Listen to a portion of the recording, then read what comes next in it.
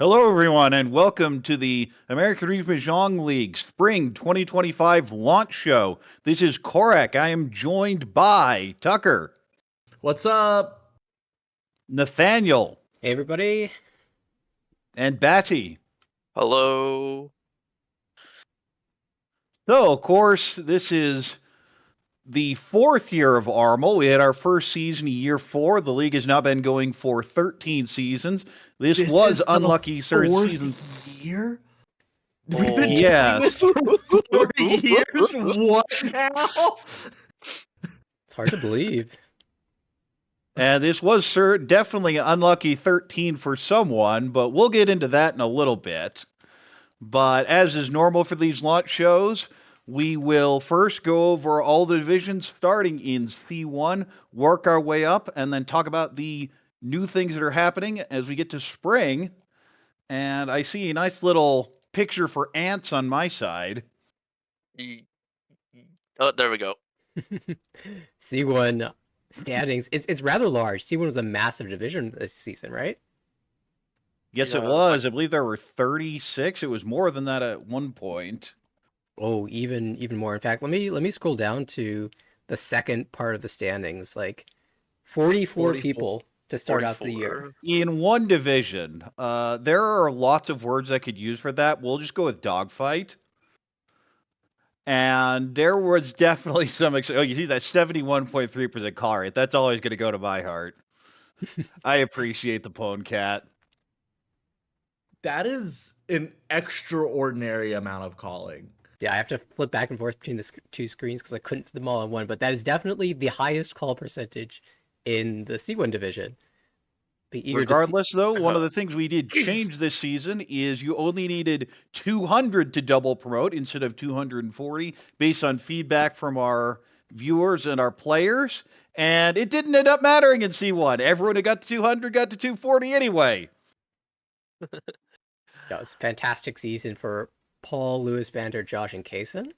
And Mohan almost got to that 200-point mark to get a double promotion. I remember as well, Ty was very close, had one game, one chance to get there, and Paul ended up beating him out in that game, preventing him from getting that double promotion, but it was a good effort by Ty as well.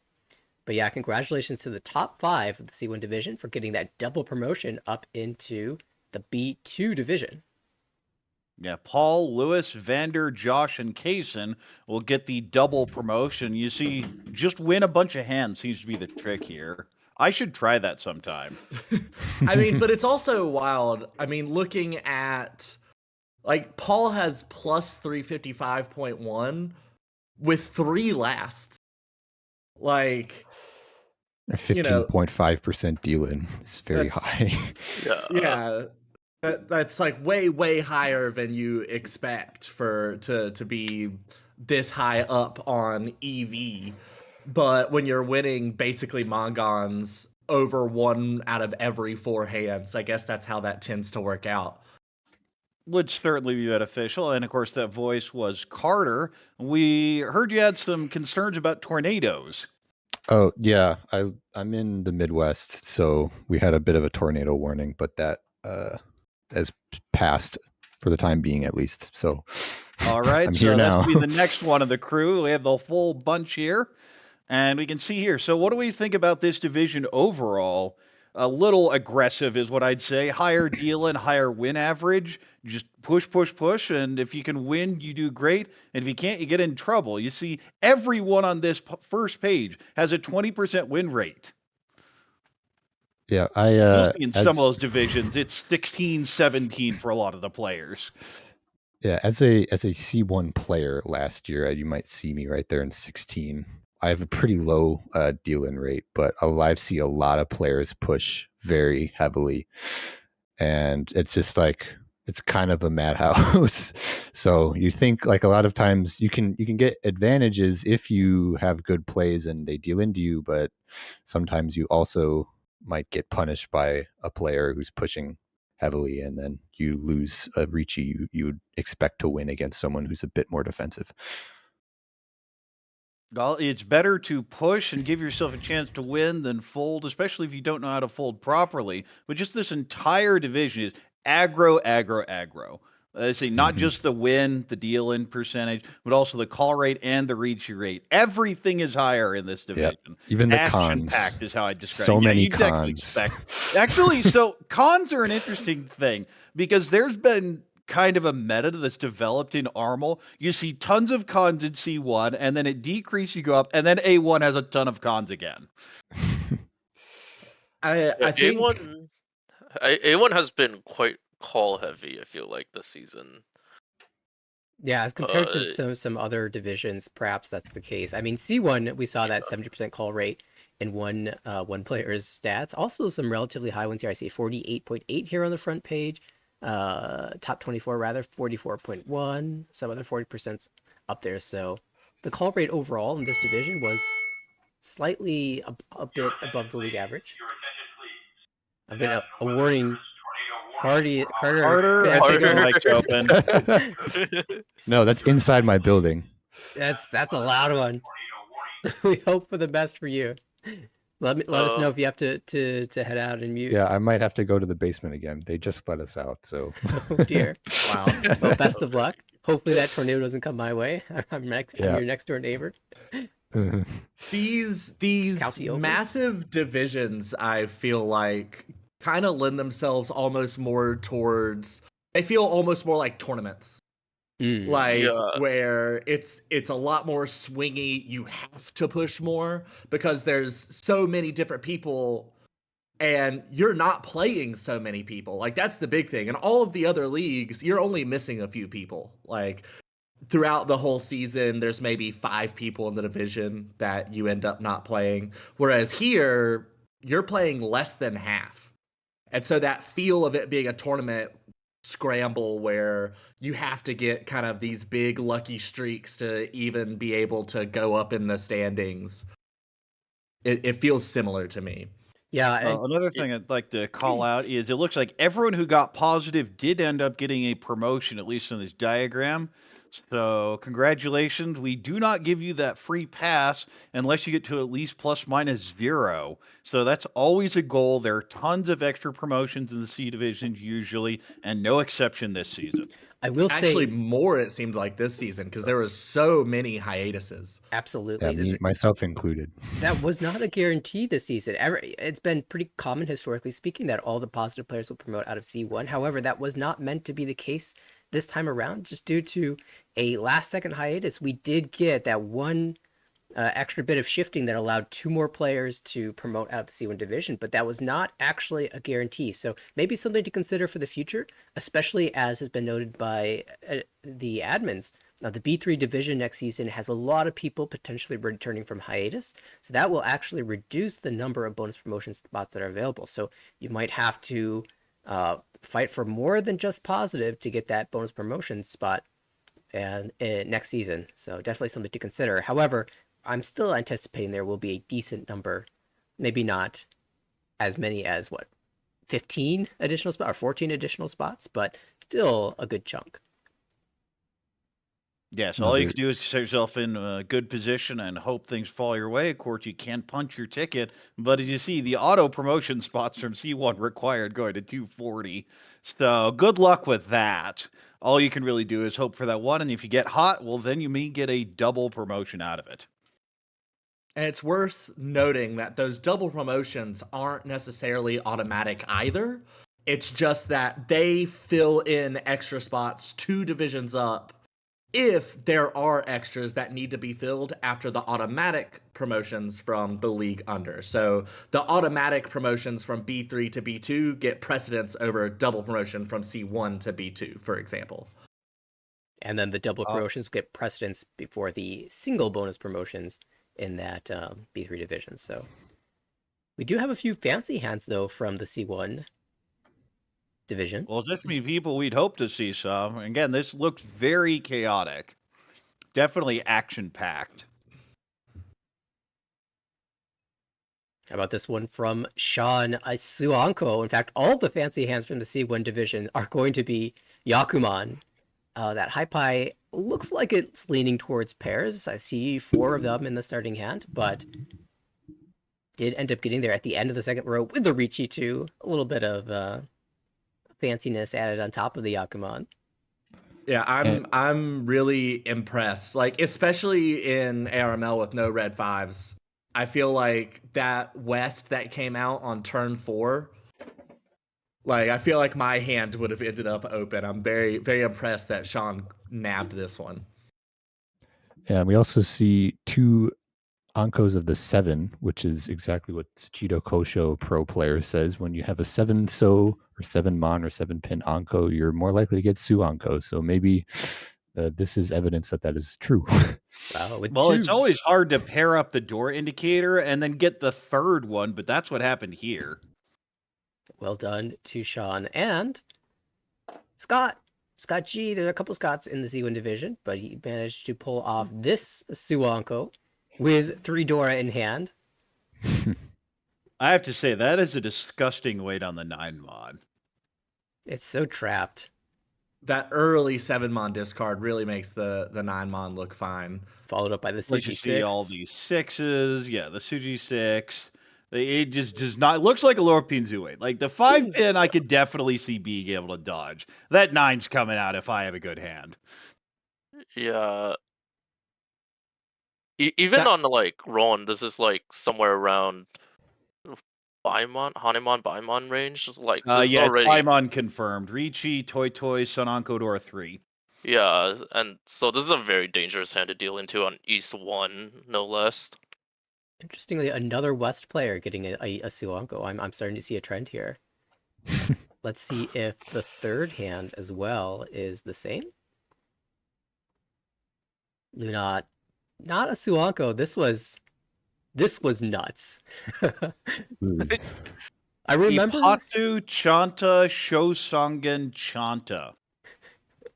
alongside the Holy Honitsu. I mean, my goodness. I remember when this hand came out, and I couldn't believe that Luna managed to make this closed. But none of the Yeah, well- dragons came out. Right. There wasn't even an opportunity that was passed to make a call. It just happened this way, which is absolutely bonkers. And I mean, if you're sitting in South here, one of the reds has already been discarded. If anything, you're kind of expecting to see dragons in West's hand, not dealers. Yeah, the open hand, try and get something. Maybe he has a door or 2 hidden in there. Instead, an absolutely gorgeous hand. Oh, and just the Aura 3 for the exclamation point. Needed 2 of them since it had the Ipatsu, but didn't even need Ipatsu with the Aura 3. 14 Han. Beautiful hand from Luna. And that is the last of the fancy hands for the C1 division. Any final thoughts about the C1? I will say personally, I'm very happy to see all the players here who have 10% deal-in rates or below. Fengming getting a 9.7 even. That will serve you well moving into the upper divisions as you climb the standings. Yeah, Carter, you have any experiences, good table memories, bad table memories? Anything something really jumped out in your games? Well, session 4 was really sad for me. I had like some really bad flow and dealt into a few things after Ricci, and it made me sad. And then I was rewarded the next session with like 9 or 10 Ura in like 3 matches and got like 2 or 3 first place and a positive third. And so I ended up like bouncing back. But I think the most memorable table was the one on stream that we have clips of that. I don't know if you've shown those already or will show those, but that was a crazy game. I was kind of like a little bit tilted that game because I was just sitting around doing absolutely nothing the entire time while people just Ipatsumo'd like every other hand. But it was probably a lot more fun to watch as a player. And at least I wasn't Fengming who like dealt in after Ricci 4 or 5 times that game. I Was guess pretty bad. we can show the end of that game. It was probably the only clip we have this season, but it was an absolutely fantastic one. So let's take a look. Which is a good chance to actually shout out. Whenever you are watching any of our streams and something cool or funny or just interesting happens, like clip it because we use those and we come back to them later in these shows. So by clipping those things, you help make these shows a little bit more dynamic as well.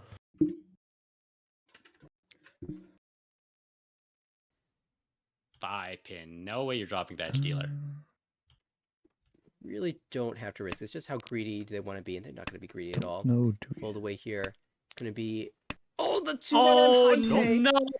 It's a Hote Dylan. No! It's the Mongon with the Ricci stick No! and the 300 points to tie? Uma split!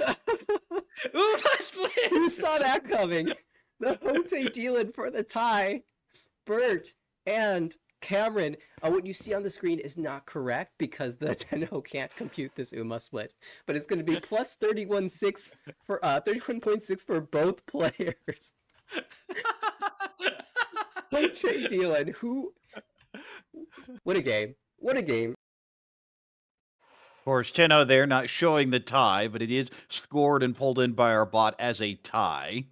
So definitely a way to put a exclamation point on that game. It's the Hote Roan needed that in order to pull out the big hand here.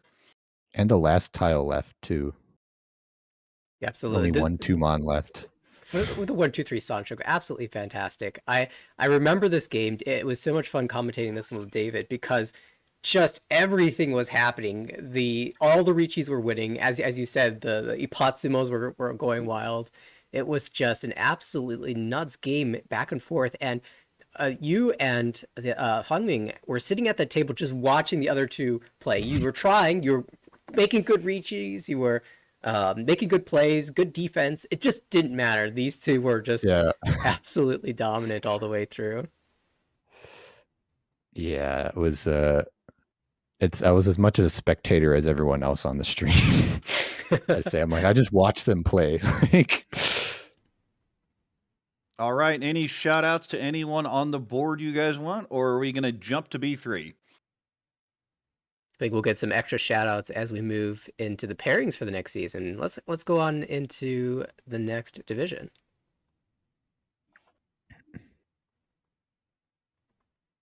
Alrighty, another huge division, 28 players here. And similarly, they also have the double promotion chance. And similarly, it took 270 this time. So the requirement that it only take 200 was irrelevant in both divisions. Mark just absolutely running away with this division. 26% win, 8.3% deal-in rate, an EV over 1,000. Just completely ran the table here. Only 8% deal-in rate. That's very, very consistent play. Yeah, I remember watching some Mark games, and it looked like he was playing pretty offensively for the most part. And then I look at the deal rate and say, actually, he's playing defensively. He's just picking really good spots to fight or really good spots to fold. And so it felt like a really deserved double promotion here this season for Mark. Hopefully that good flow continues for him in the B1 division, skipping B2. Yes, plenty of other names I recognize on here. Of course, Max, I believe the one from DC.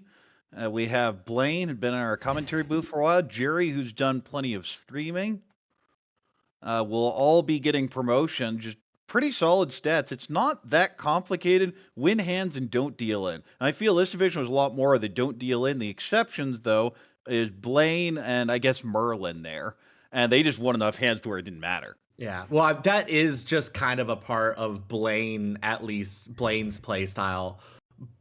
As far as I feel like everything I've seen, I feel like I've seen a lot of like, I've got a great hand, I've built a great hand, and I'm going to keep on pushing it. And I mean, you also see Blaine rewarded there with the 59-63 average win amount. So building very good hands, and that's kind of what leads you into pushing sometimes. So that might be part of what caused that 16.5% deal in. Yeah, also shout out Carl, who finished in 6th place, getting the promotion spot. Also made the World Ricci League semifinals this year that were streamed on our channel as well, co-streamed. So big props to him for making those finals and also promoting. Expected to see him have a low deal-in percentage here, 9.2. That's his gameplay, really. And Lewis is someone I believe has been in Armel for a while now. Always good to see one of those people get on the way up to B2. Always gets on stream too somehow. If you want to be on stream, make sure to schedule your games on Wednesday evening. Yeah, if that's your we only will availability, it occasionally makes do it it other easier. days, but the dedicated day is Wednesday. And other than that, it's when someone has time. So no promises. I can note here that not all the positive players got a promotion out of B3 this season, and this is consistent with the league starting to fill out at the upper portions of the division. So you're really going to have to work hard to earn your spot here. A number of bonus promotions were given down max through Alyssa, and so they will be given that B2 spot. Best of luck. Yeah, I think Barb, that's the first time someone got a plus 50 in B3 and didn't go up. Usually the cut line's been much lower than that to get the bonus promotions. But again, this is part of the problem of being at a 28 player division is it means the ones above have also gotten bigger. So your spaces aren't necessarily there anymore.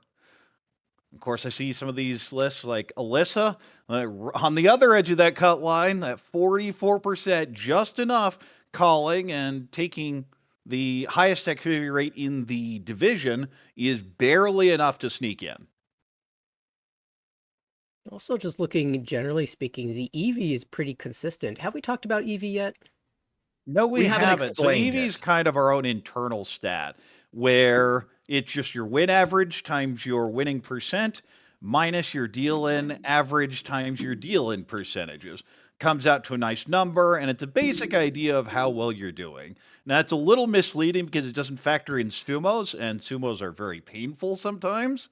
But as a general, how are you doing in things you can personally control? It's a very good reliant metric, and it should be fairly correlated, not strictly as we see here with especially Mark ended up demoting with a 468, far better than most of the people it didn't, but that's because of some of those deal ends that got to that if it's at the wrong time, the statistic does not include the when and the UMA.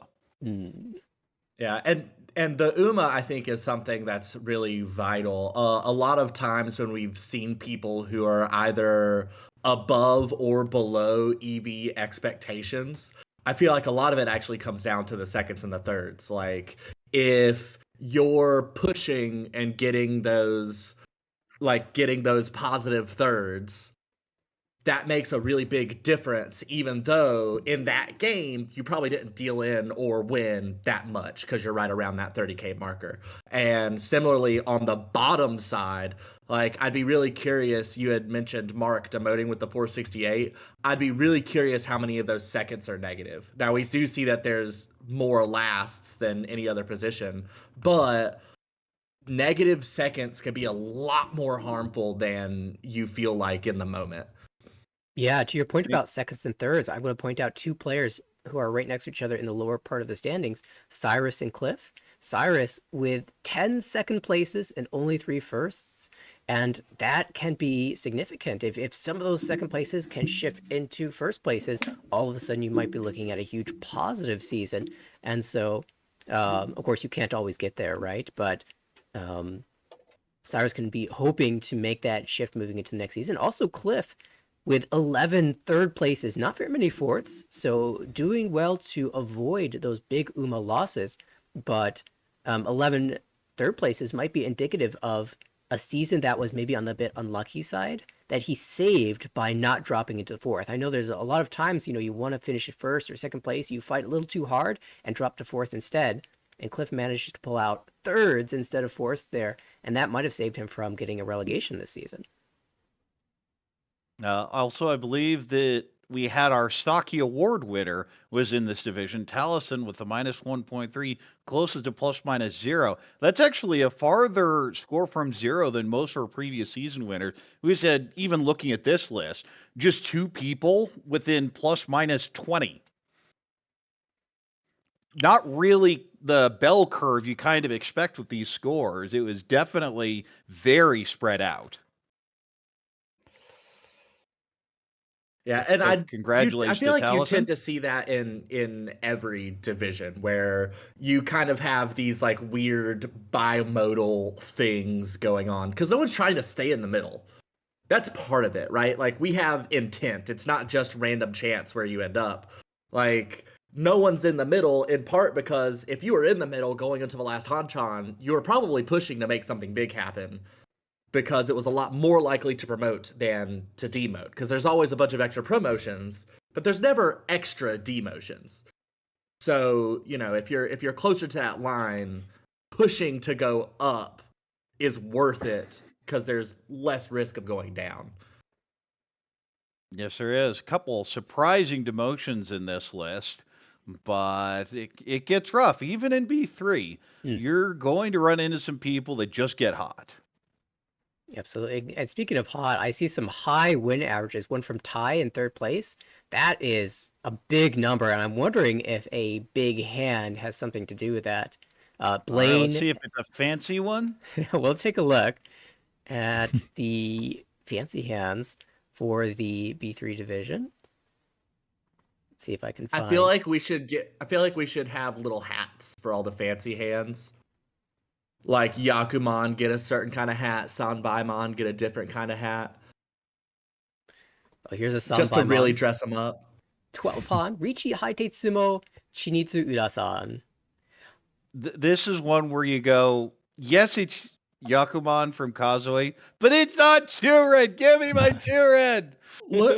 Look at that high pie. Like I never amazing. in a million years would have expected like 789 Sanshoku, maybe never Chiritsu. You could kind of Hear from the Mansu discards only Chiitsu. 4 useless tiles the entire way until the Riichi. Yeah, I can see it happen. You start with a few mantras, you cut away your honors, the 9 pins and edge tile, you cut the 5 pin because you have the 2-3 already, and then you're so full of mon tiles that the 8-9 penchant in the Sozu is no good for you. So you cut the 8-so, 9-so, and all of a sudden you found yourself with a flush.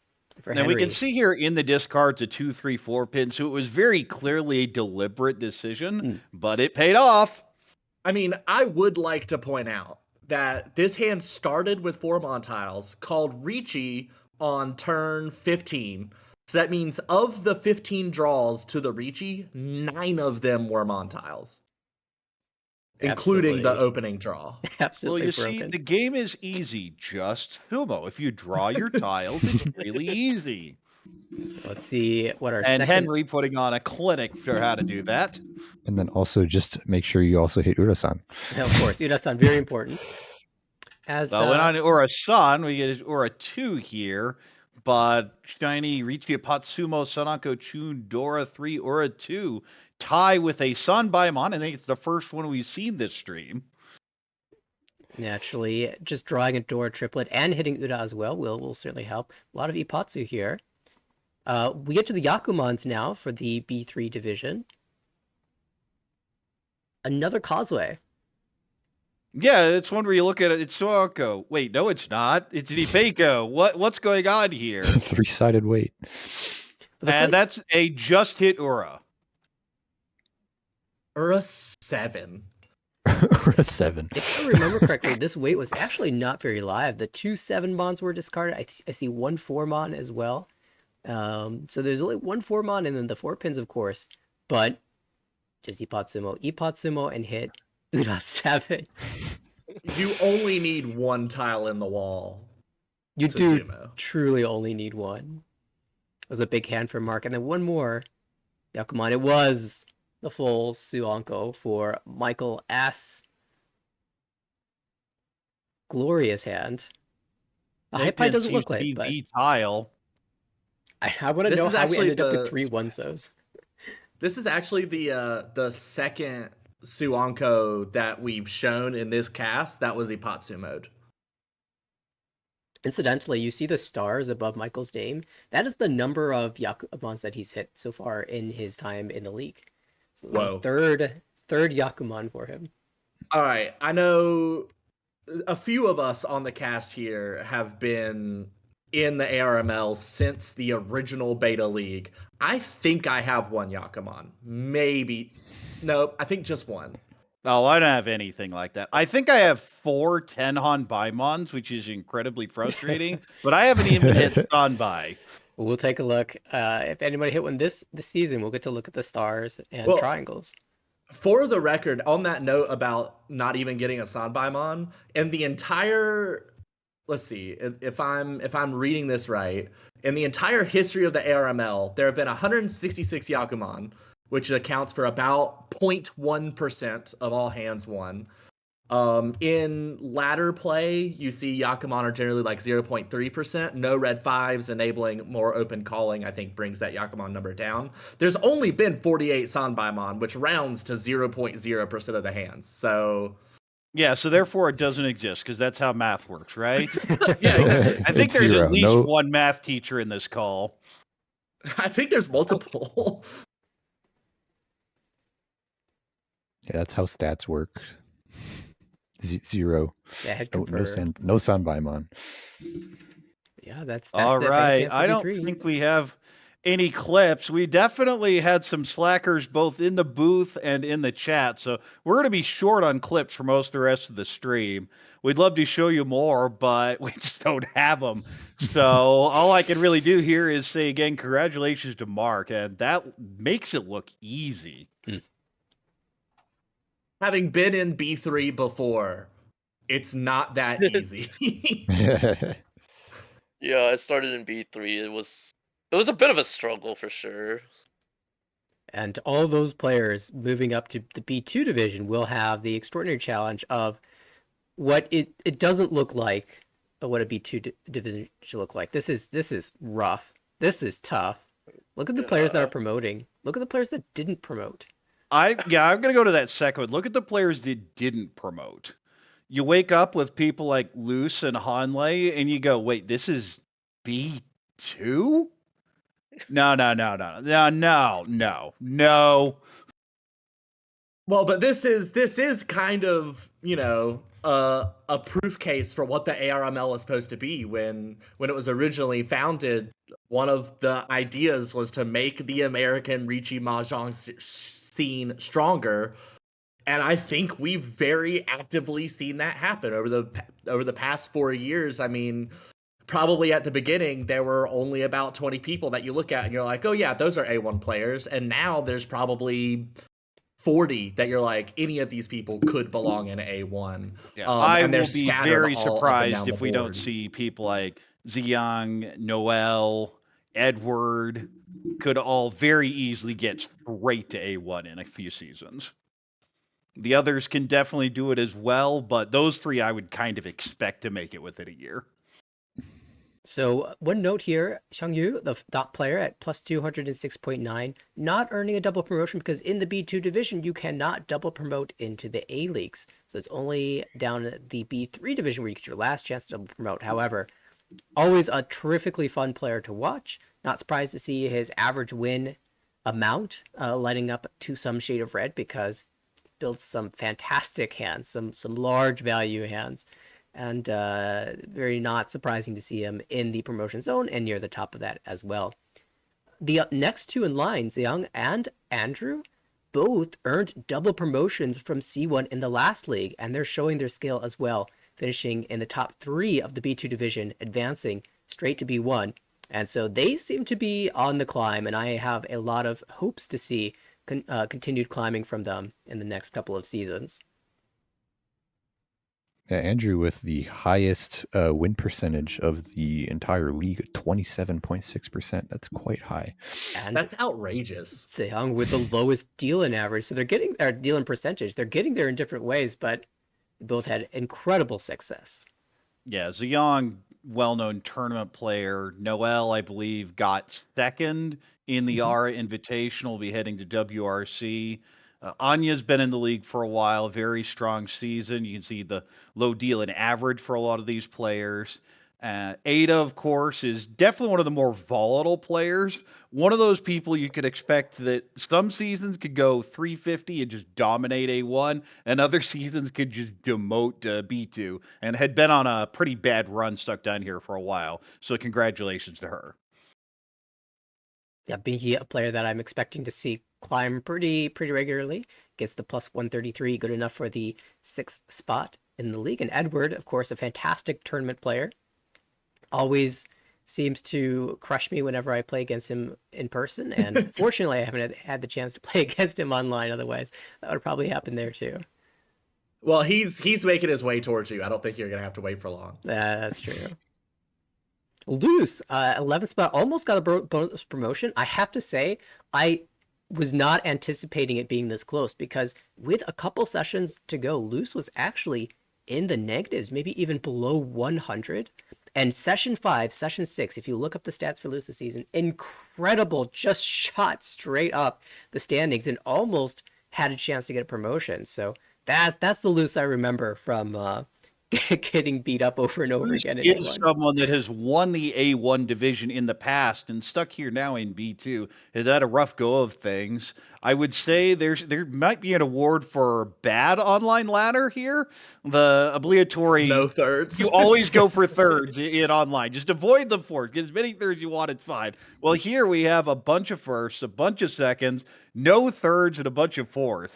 Inverse ladder award. I believe this season no ladder award was awarded, and that's given to the player that finishes the season with 0 fourths. But everyone got a fourth this season, so unfortunate. That's one of the achievements that I really want. Even more than winning a division, I want to win the ladder award. You'll say that as someone that has won a division before. That's true. I've already accomplished that, so I don't need that anymore. I just need the ladder award.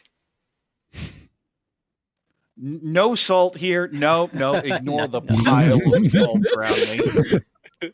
We'll get to that Not later. saying it's a Dead Sea in here, but I can taste some flavor in the air.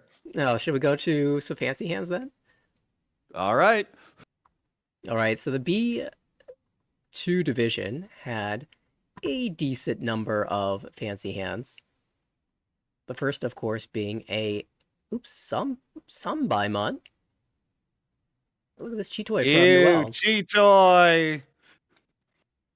Chitoy's Definitely not Sanbaimon. someone who appreciates Chitoy. Chitoy. This is a pretty nice one. Ricci, Tanyao, Chitoy, Dora 4, and again, just flip Ura on both of them.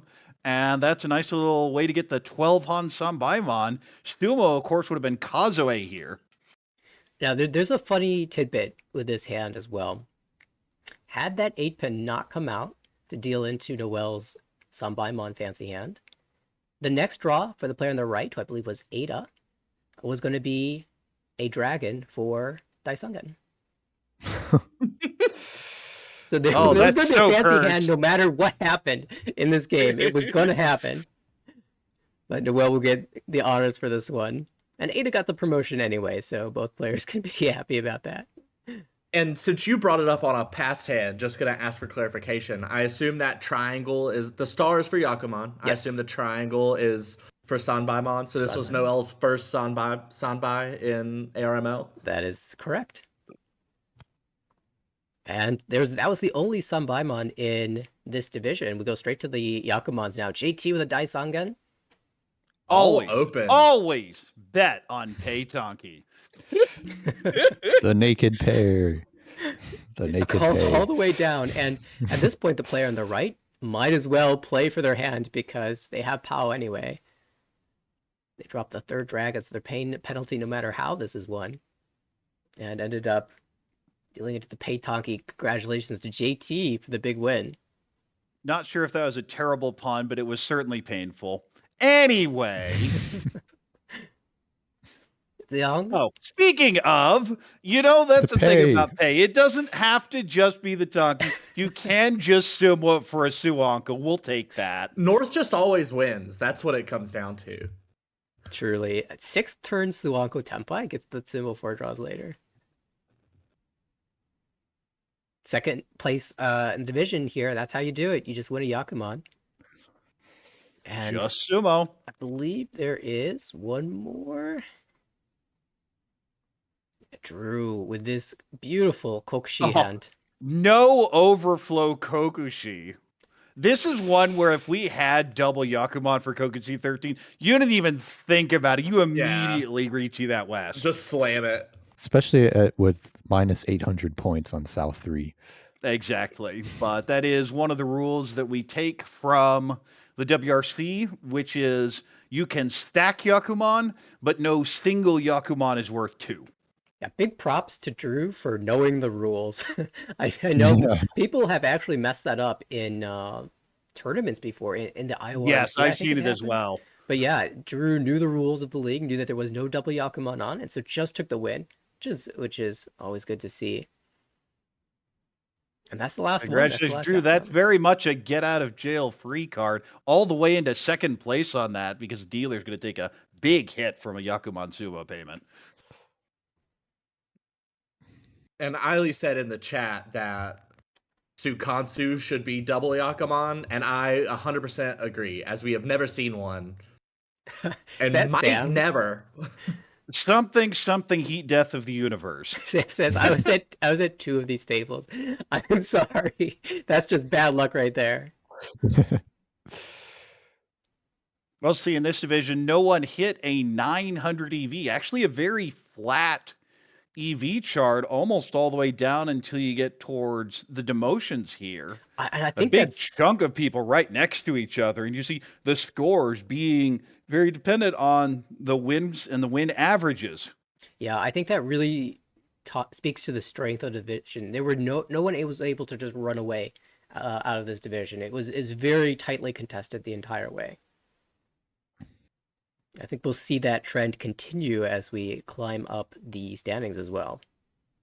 Yeah, we see here this division had a higher win average. Now, that's not something you may not immediately think of, but what that means is there are less draws.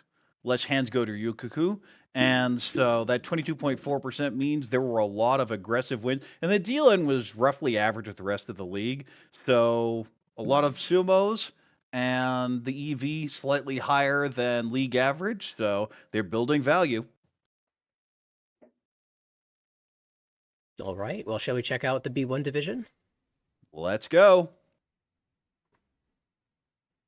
Eric has been just kind of bouncing back and forth every season for, I think, a year and a half between A2 and B1, and has definitely figured out the trick in B1. Does not get a double promotion here, but that's impressive. Yeah, Eric is someone who I like. You realize after a certain time that a lot of people are good at mahjong, but some people it's not worth listening to their advice, not because they're bad, but because their playstyle is so different from you that you can't do anything with it. And Eric is someone who I really love to listen to because Eric and I actually have very similar playstyles, which you can see in our deal-in percentages. We're both more careful players. And I feel like in B1 in particular, that being careful tends to pay off. I've been at B1 a few times now. And like the 28.5% win rate that Eric has is obviously incredible. But I feel like one of the biggest things is if you are careful and when you deal in, you are dealing into smaller hands, that tends to be enough in B1. You can see Brian also had a very low deal-in percentage down at 14th, but was dealing into bigger hands. And so that's why Brian was kind of pulled down. Right, well, I got to shout out a couple people. Dennis, again, gets the final free pass out of division. I believe that's the 3rd time in a row he's managed to pull it off. And this is the same person that won the WRL US League and will be going to WRC in Tokyo as a result. Yeah, huge shout out to Dennis. Always a fun player to play against, to talk to. And seems to pull out these miraculous saves. It's just like his Saki power or something. So I think although we started this whole thing with yo-yos, what about that person in 6th? Why don't we tell that story? So yeah, I'm not a yo-yo so much as just like a constantly washing away river. So this is 13 seasons now in ARML, and I have been in the same league exactly once, like consecutively. Like out of the beta league, I started in A2, then I dropped to B1, then I went up to A2, then I went up to A1, then I dropped all the way down to B3. Korak, I hope for your sake that you do not beat my speedrunning record and get all the way to C1. It is not the plan, but it would be hilarious.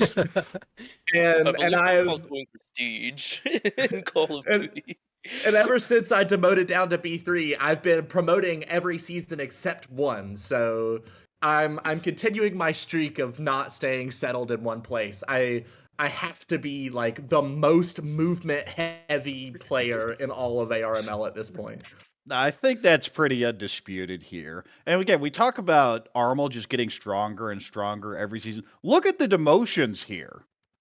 We have Sarah, Pio, Edwin, people have been in the community forever, have tons of experience, pretty solid tournament players, and every one of them demotes out of B1. We ask, how do these people like Luce end up in B2? It's because this is happening in B1. Yeah, I think this one, Edwin's a very good example here. At our session 6 table, it was me, Edwin, Rachel, and Riley. And Riley started session 6 at like plus 200 something, or plus 170. Rachel started session 6 at like minus 170. And Rachel, I think, got 4 firsts, maybe 3 firsts and a second. But those firsts were like all 60, 70K. Like Rachel went on the most absurd run ever. And I kind of lucked out where I just kind of dodged everything and ended up like plus minus 0 essentially in session 6.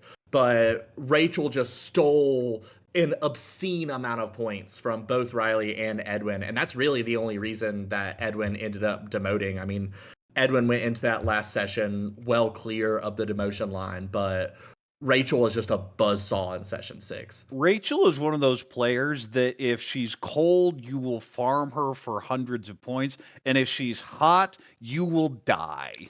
She'll get all those points and then some on that one in that 1 or 2 games where she's absolutely on fire, aka an average Tuesday for Rachel.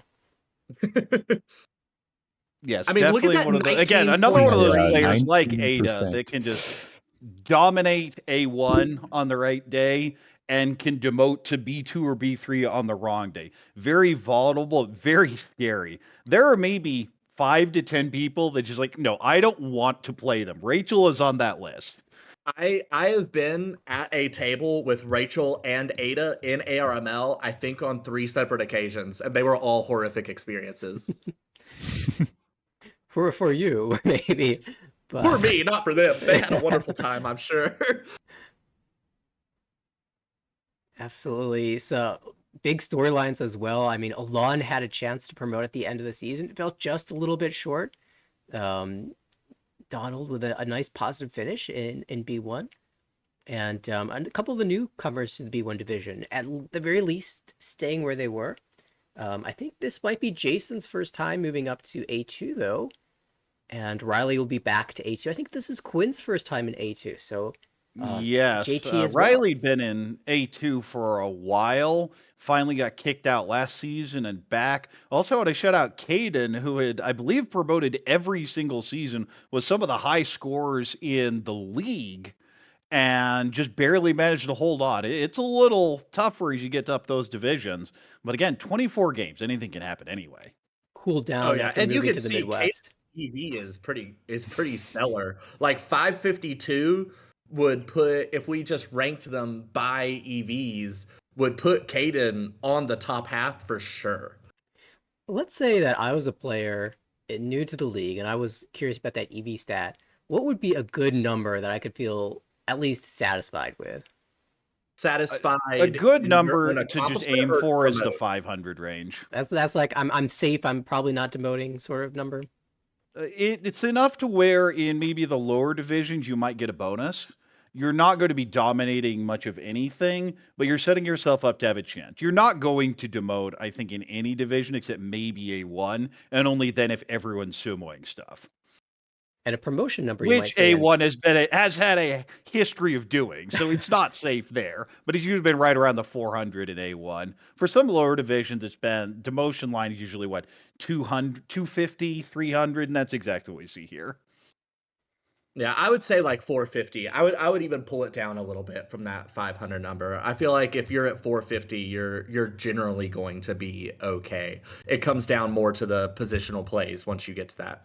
Yeah, and to of course, that remember scoreline. that number is dependent on who you played against. It's Mhm. very different managing to pull that off your first season. Then as you climb a few, getting it the same number is much harder because you're playing much harder players. B1, one of the middle two divisions in the league, and its stats are pretty much on par with league average here.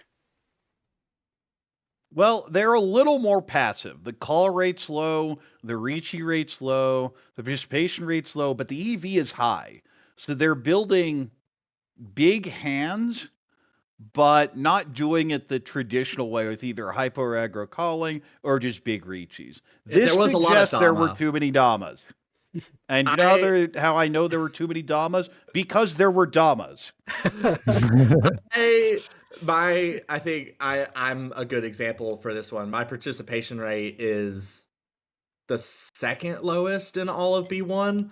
And I think my Dama rate was like 4 times the league average. Like I think I had like 12 Dama wins or something, and the average was 3 or something silly like that. I had 0, and the previous season I had 0, and I think the season before that I had 0.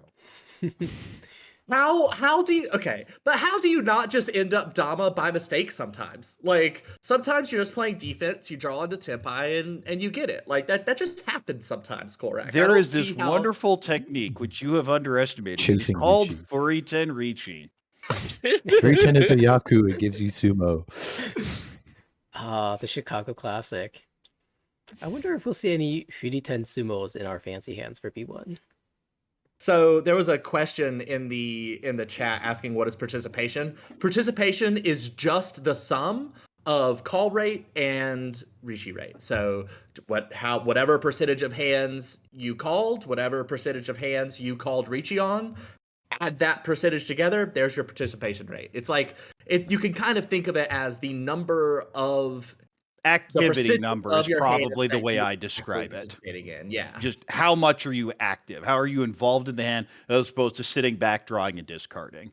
To another question that came in chat, why is Jason Z only 22 of 24? That is because Jason missed a couple games. You can see here from the results should be a lot higher. If you miss a game, it's minus 30, and there were some penalties dished out here. Yeah, Still got taking third. minus 60 for 2 missed games, and still in third. So it was safe, but that's been a pretty consistent theme. I've seen many times a player miss out on promotion due to having missed some games early in the season. Those penalties can come back to bite. There are also late penalties, and those are a little bit more advanced this season as well. So make sure if you're a new member of the league or even an experienced member, make sure that you're participating in the chatter about scheduling games, getting those done as early as possible, and make sure to put those in your calendar so that when they come up, you're not surprised. As long as you communicate with your group, it's not something that happens all the time, but you usually see a couple people just flat out space out, oh, wait, that was Wednesday at 8, and they realize it, and it's Wednesday at 10:30. Yes. Well, because you are expected to respect your table mate's time, we just dump a penalty on you. If you can't reschedule, then you just eat it. We want people to show up to their games. It's important for competition. It's respectful of everyone's time, and it's just good sportsmanship. Naturally, if you're leaving work and they held you over and you know you're going to be late, message your group. As long as you're contacting with the people at your table, we generally do not cause problems. It's when people space out, and specifically we have people dedicated to tracking you down, but if you're not responding to your phone, you're not responding to text, you're not responding to social media, then you're gonna take it. It's been a consistent issue for a few people specifically who might just sleep through it. Oh, I'll take a nap, and 6 hours later. I've learned to not Imagine take taking naps before naps. Armel. Even if I wake up on time, my head is not in the right space to play. So I've forgone naps before Armel. I'm always playing after class, so it's like I've been up for a while. I'm not about to fall asleep. Yeah. There was one fancy hand. This has been your schedule games PSA, but there was one fancy hand in the B1 division. And it was Only a Suankon. one. We seem to be seeing a lot of those. It is a Lots. very nice way to build value. And Another another one that Natsumo. uses the Dora indicator. I cannot state how difficult it is to draw every other one, but it does have the benefit that you know someone is on a 7-9 Kanchan. They always are. You are absolutely killing that way. Congratulations to Daniel for the Yakuman. And we can see that's Yakuman number 3 to accompany a Sanbaimon. So definitely building bigger value than I am on average. I mean, I just can't imagine having that many crazy hands. Like 4 Asan Baimon and 3 Yakuman. That's just insane. I've played every single season since the very first season, and I have one Yakuman. It was a Kokushi, and that's the only one I'll probably get for another 4 years. Talking about being late for tables, my wife is also in the ARML, and one day my table was scheduled to start playing, and I was like 10 minutes late, 5 or 10 minutes late because I heard squealing in the other room, and I went to look, and she was Tenpai for 4 little wins for Shosushi, and she ended up winning it after someone called Ricci, and a prudent player discarded a safe-looking wind into the Yakuman.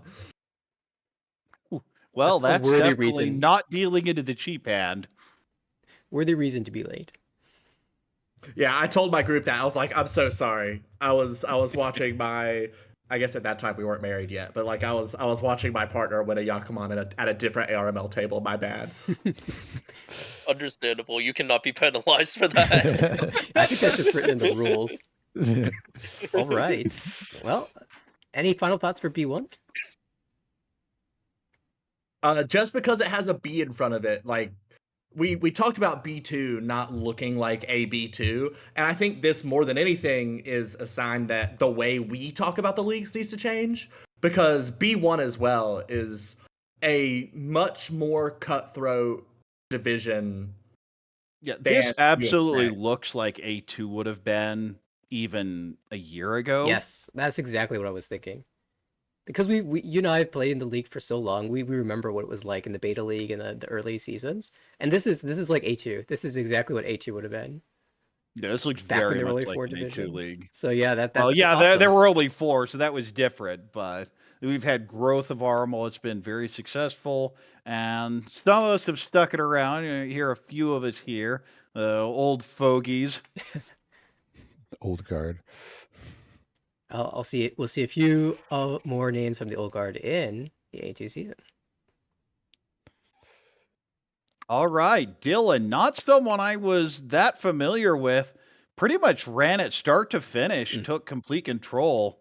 Max had taken an unfortunate demotion out of A1 and comes back and was actually outside of promotion going into his final session and just dominated the table because I mean, it's those- Max. All 4 of those names underneath Dylan. I mean, Max. Yeah, Garth. a So pro, welcome to A1. You're a bit overdue. Kaz, and Beechin. I mean, Max, Kaz, and Beechin all have been in A1 before. Yeah, Like it is Garth and Dylan are the only new stacked. people. Like that's insane. Okay, so how many people here have been in A1 before? Max, Kaz, Bishan, Oliver, Julian, Andrew, Will, Claire, Kenyon, Brian, has Kevin? No, Kevin. I don't. Okay, Kevin we're hasn't. talking about penalties for not showing up on time. Kevin has had so much trouble with this. It is the only reason he has been in A2 as long as he has. For reference, this is someone who at the Aura Invitational I was had about to to have say the his same room thing. stormed and dragged out of bed because he was at the event and was asleep. I think twice. Like once he fell asleep in the lobby, once he fell asleep in his room. Once he Yes, figures, wrong Oliver. There is a different Oliver from PML that has been other in other A2 before, in A1 before. But even just continuing there, Garrick, Andre, Aaron. Aaron's one was in the championship. We'll get into that in a bit. Kenyon has So won. it's more than ARML half has before. been in A1. Jin, also a pro, and demoted out of A2. Yeah, this was those two seemed to kind of split. You had Garth and Jen started the same season, both kind of stuck and slowly climbed, and then Jen got above, and Garth had to make a comeback, and now Garth will be going to A1, and Jen will be going to B1. But you just see these scores. 9th is plus 100. Yeah, that's absurd. Yeah, just kind of ridiculous. I want to point out Max, the way he started this season after leaving A1 was like first session almost minus 100. Had a very unfortunate first session. And also he said, you know what? I don't actually want to go down to B1. I don't even want to stay in A2. And he just shot up from there. A positive session after positive session until he got the promotion second in the division. So Max doing Max things. Unsurprising to see him go back to A1. And of course, you mentioned Kaz and Beechin bouncing back to A1 as usual. It's going to be a lot of fun to watch Garth play in A1. I've been looking forward to seeing one of the JPML pros up there, and Garth will be the first chance. Of course, I've been talking about this for a long time. I really would like the opportunity to face one of these pros in A1. And this season, we'll find out if I get to be paired up against him. We'll find out when we get to the pairings. But I want to shout out one more player, Oliver. First time in A2. Had a fantastic season. Plus 120 in your first A2 session where the meta is a little bit different from B1 is very impressive. Only 3 last places. And it just fell short of the mark, but I'm Michael at 146, Oliver, Julian at 119, even Andrew at 102. These are scores where you'd think might be good enough to get a promotion spot. And A2 was just so competitive this season, though even those high scores fell short. Yeah, well, you look again at the people that didn't get out. Will, Claire, Kenyon, Brian, Kevin, Garrick, of course, Garrick's 47% color. Okay, some things never change. Takahiro, who had been kind of stuck in the lower divisions for a long time. There were a lot of, wait, what are you doing? Get up here. We know you're better than that. And he did, and will be going right back down after first step into A2. Yeah, I was watching the standings because, as a fellow CAM member, I saw Taka in the ARML chat and in the Chicago Discord just kind of being sad about the flow of this game. And then he was like right above the demotion line after finishing his games and barely got past. And it was just, it's tough to see. Yeah, I think as the divisions go higher in A2 and A1, I think the volatility of a 24-game season becomes even more pronounced. Sometimes there's not a lot that you can do, but make your struggle games, make those losses as minimal as possible. And then if you find that one breath of fresh air, collect as many points as you can out of those games. And then hope that it's good enough at the end of the season. But sometimes at some point you realize this is not going to be a promotion season for me, and I need to try to stay alive. It was very close there at the end for Takahiro and Andre. On the other side, Bishan, just you think of Bishan's game, and those stats are just perfect distillation of it. Solid play, reasonably big hands, not the greatest winning percentage, but very solid there. Incredibly low deal at average and absolutely zero participation rate. Yeah, it's pretty low from what I see on the other players in A2, and it sort of talks to what you guys were saying before, where C1 is quite aggressive, and then it gets down on B2 and like in the B leagues, and now we're at A2, and like dealing rates are higher, participation rate is higher, but also just the average scores are much higher too. And so just sort of like a different level of aggression because the players sort of know what they're doing now. So you get like a lot more of disparity from EV as more players are trying to fight with larger hands. Even though it is no Akkas, we have Max with like a 6,200 average score. That's higher than my rating is on ladder in Akka Arti in Mahjong Soul. So you just show how strong all of these players are and how hard it is to promote or stay alive even.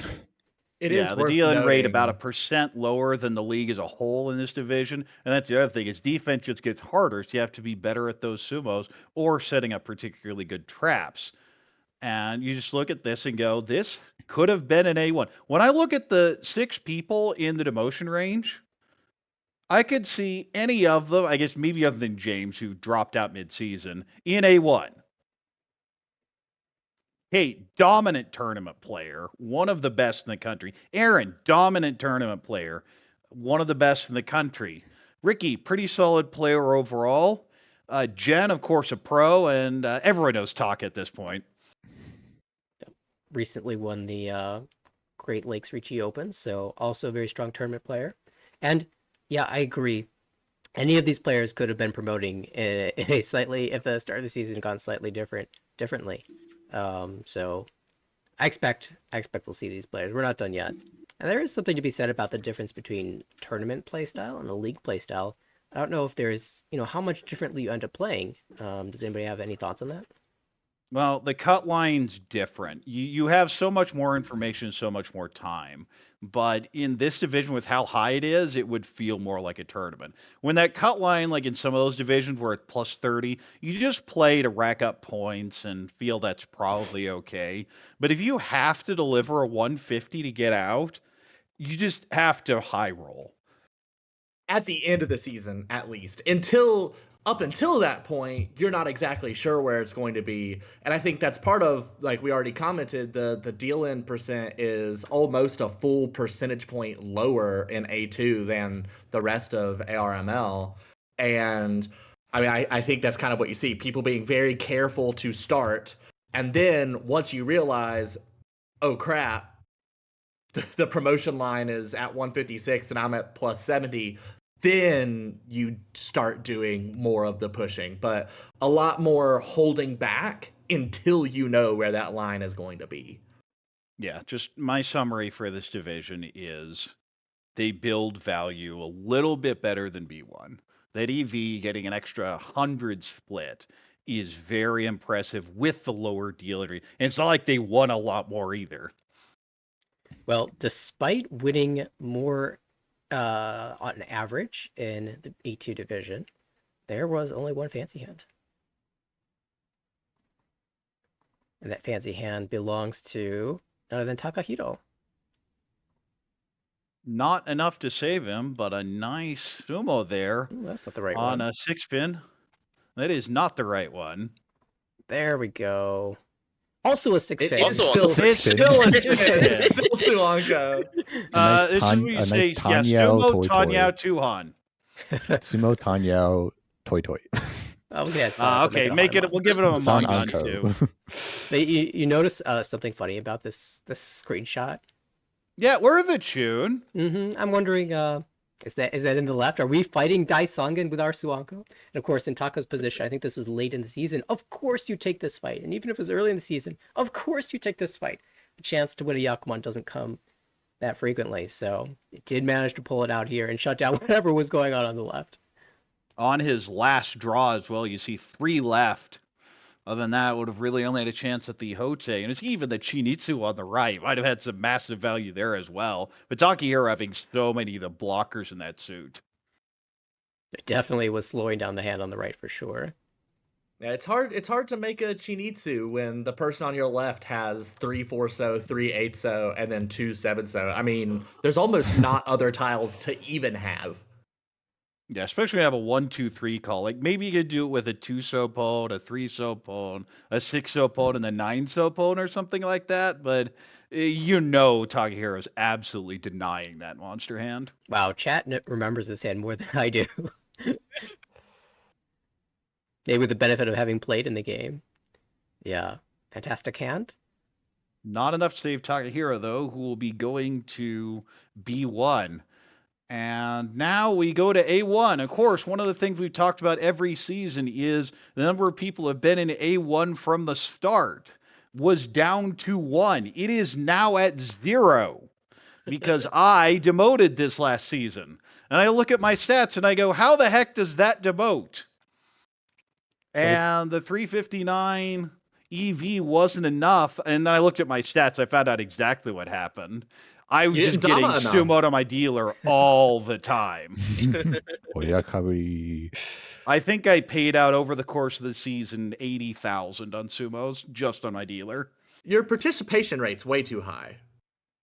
Oh, that That's must the that issue. must be the reason. It's you needed No, more no, damas. see, that's a low participation rate for me. Way low. Everybody sees Korak and they're like, oh, well, Korak's not open. Korak hasn't called Ricci.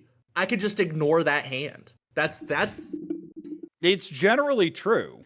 But the thing is, I was open with that 40%. I just wasn't ending hands. What ended up happening was all my cheap hands would get there and my big ones would just die. I did not, in my second to last series, I think I had 0 live wall sumos. I did have a Khan from and pulled the dead wall Rinshan into a sumo. That is the only sumo I had that entire series.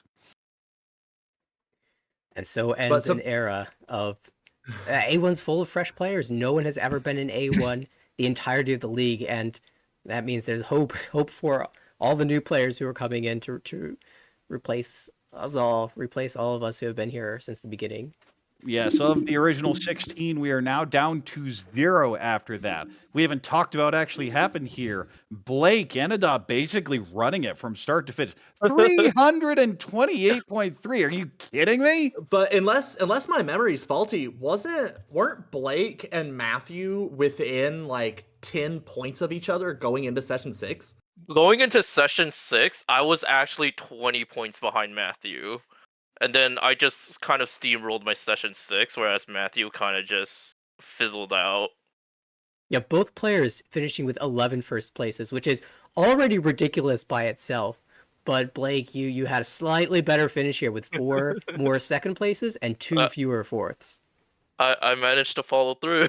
All right, what's the secret to winning 27.1% of the hands? Because mine is 17.6, and that was not a good that's not a good number. You've got almost 10% more a higher win percentage than me.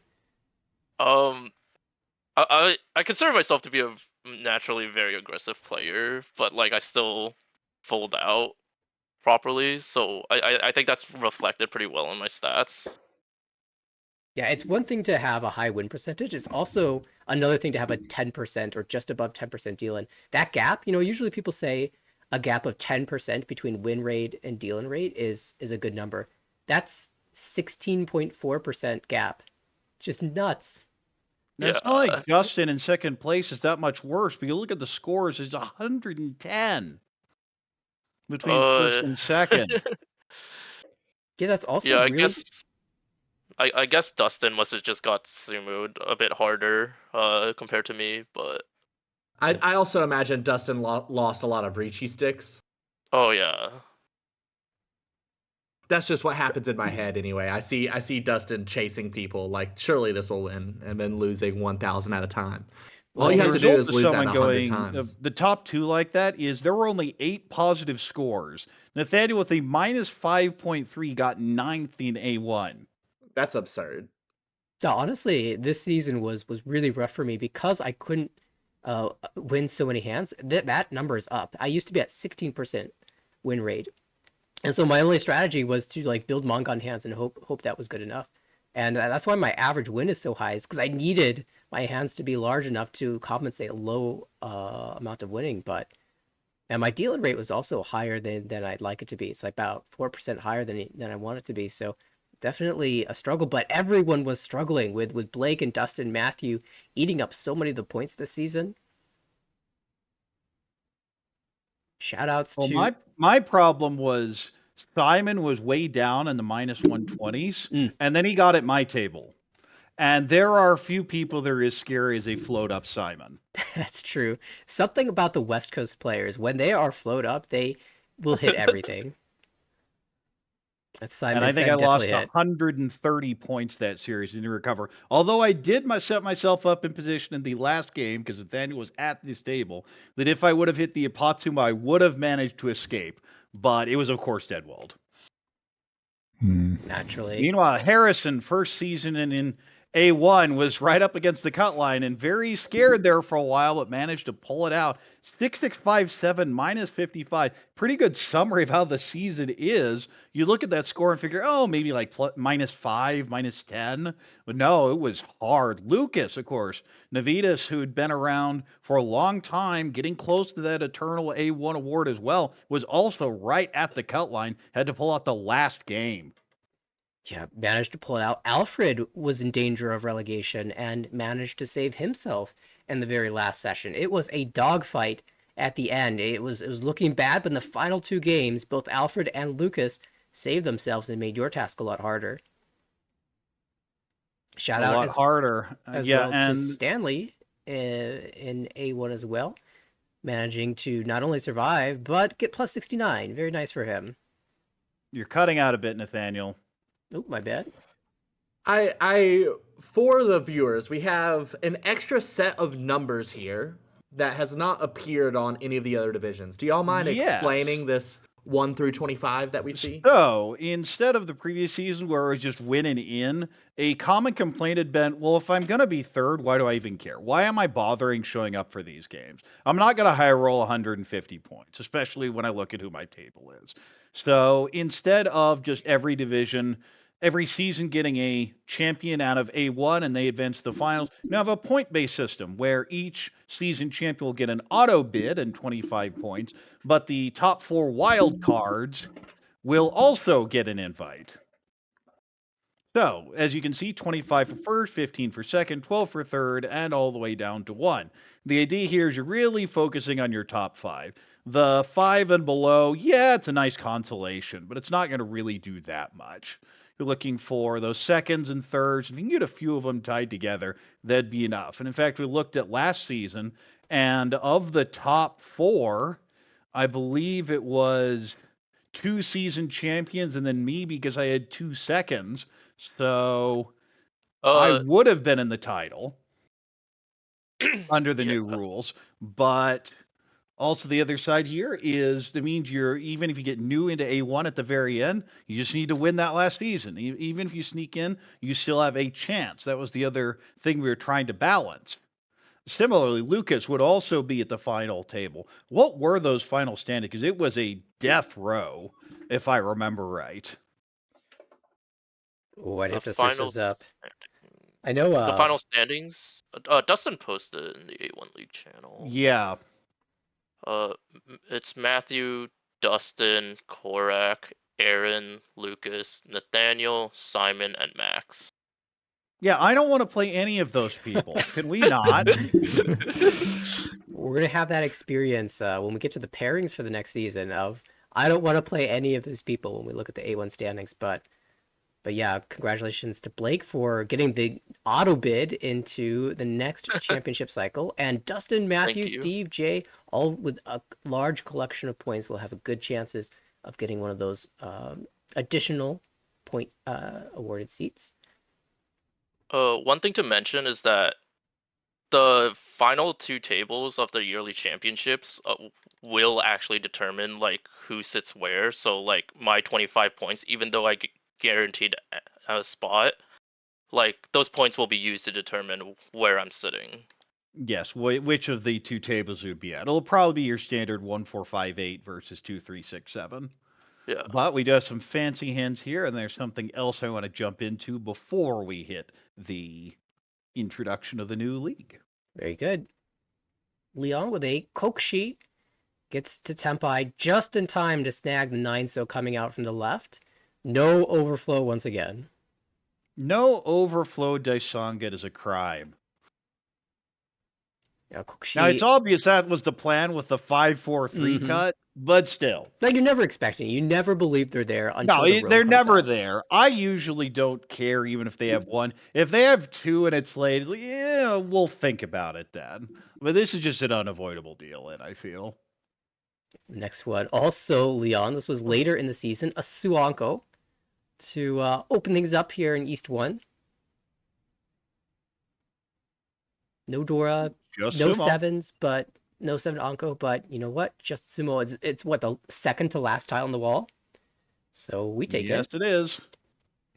And then I think this next one happened in quick succession. Matthew with a Kokushi of his own. This happened in the same series. One Yeah, to and this open just the looks like series, one he's to end the folding series. out. You see the 9, you see the 6s, it looks safe, the 7's safe. West pair. West. Oh, West pair surprise! drop. I just got Tempai. West pair drop Haku.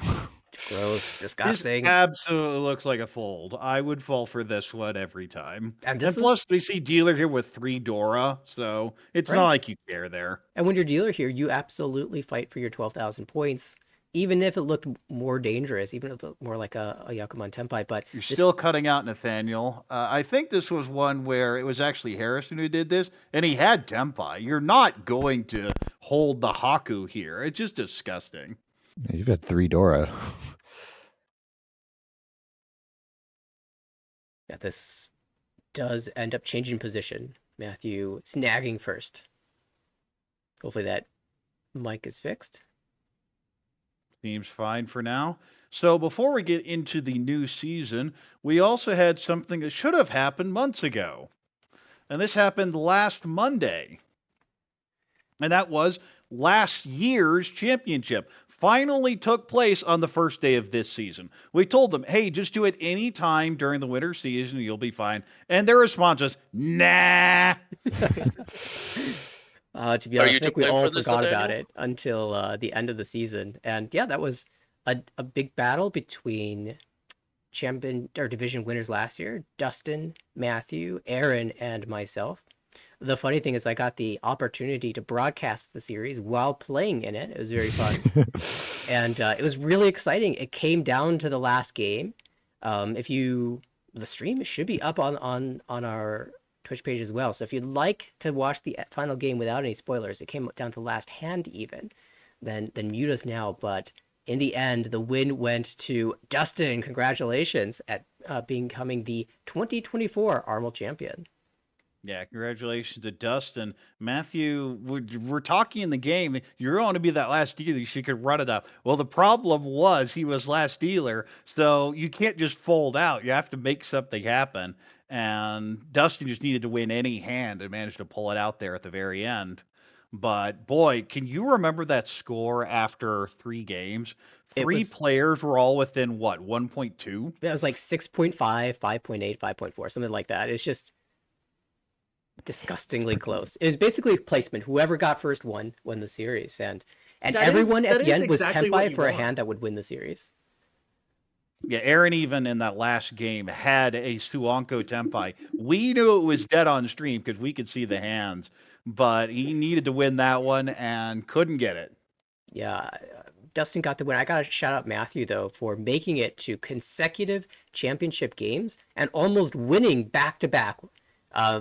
Would have been absolutely incredible. He played well enough to win it certainly, but Dustin did edge him out at the end there for the victory.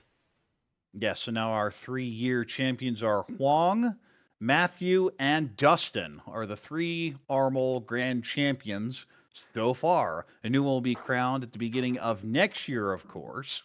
But before we do anything else, anything on the A1 page you guys want to continue to talk about? Or are we ready to introduce the new C1 beta pools? Yeah, I think I've said my piece. Everything about how sad my season went. Blake, anything from you? I guess like all I really have to say is that this is my first time A1, and I think like just looking at this page really proves that I kind of belong here. So that's really nice. Definitely deserving win here. Looking at the numbers, 11 first, 2 fourths, more second places than third places. That huge win percentage, good average win, low deal in percent, low deal in average, high EV, great participation. All these numbers look fantastic, and against a really strong field of players, definitely deserved. You could be the first back-to-back division winner. You have that opportunity next season. No pressure. We'll no see. pressure. We'll see. All right. Well, with that All being said, I guess we'll move on to let's see the statistics, the pairings. Yes, we start in C1. This is when we saw that monstrous, disgusting pool of more than 40 people. Well, we're just going to split it into two different divisions. In the past, we've called these beta leagues. It's not really beta league at this point. The C1A division is existing people that were in C1 last season or that demoted into it. And the C1B will be a new player division. But we take a look here at the pairings. Anything that jumps out? Elise Nightingale with the table one every single session. We're going to see that as a theme for Well- all of these due to the way the pairings are run. It does make it easy to read your groups for at least one player. The other folks are mixed up around the divisions, but it's definitely convenient. Yeah, seeing I'll be interested in a few of these tables. Session 5, Table 2 looks pretty interesting. Brian, James, Scott, and Jake. Jake, definitely someone who felt a little frustrated in B3 last season and ends up back here, but has the fundamentals, just needs to tie it together. I'm always interested in watching an Isabella table. There's a couple good Similarly, ones. Session 1, Table 3. Eric, TC, Thomason, and Dave. Tom from my club. Of course, TC tournament player. Eric's been around for a while. I think Dave's been around for at least a couple seasons, so definitely some good action there. I want to see more club to club battles, but I'm struggling to find them on this page. A number of players from the same groups. Some half promoted, half didn't. So getting a bit of a split now. It's Boy, always- don't everyone speak up at once. It's always fun to watch a Ross game. Back in when he first joined the league, he always had the highest call rate every single season, and so extremely high participation numbers. Always active at the table. This season, I'm really interested in watching Yi Cheng play, and there should be some good matchups. Session, see, 4, table 6, against Brendan, Dave, and Jake would be a good table to watch. And I hope we do get to cast at least one of his games this season. All right, then. Let's check out C1B. I say this will be the new player division. So we're probably not going to know too much about a lot of these people.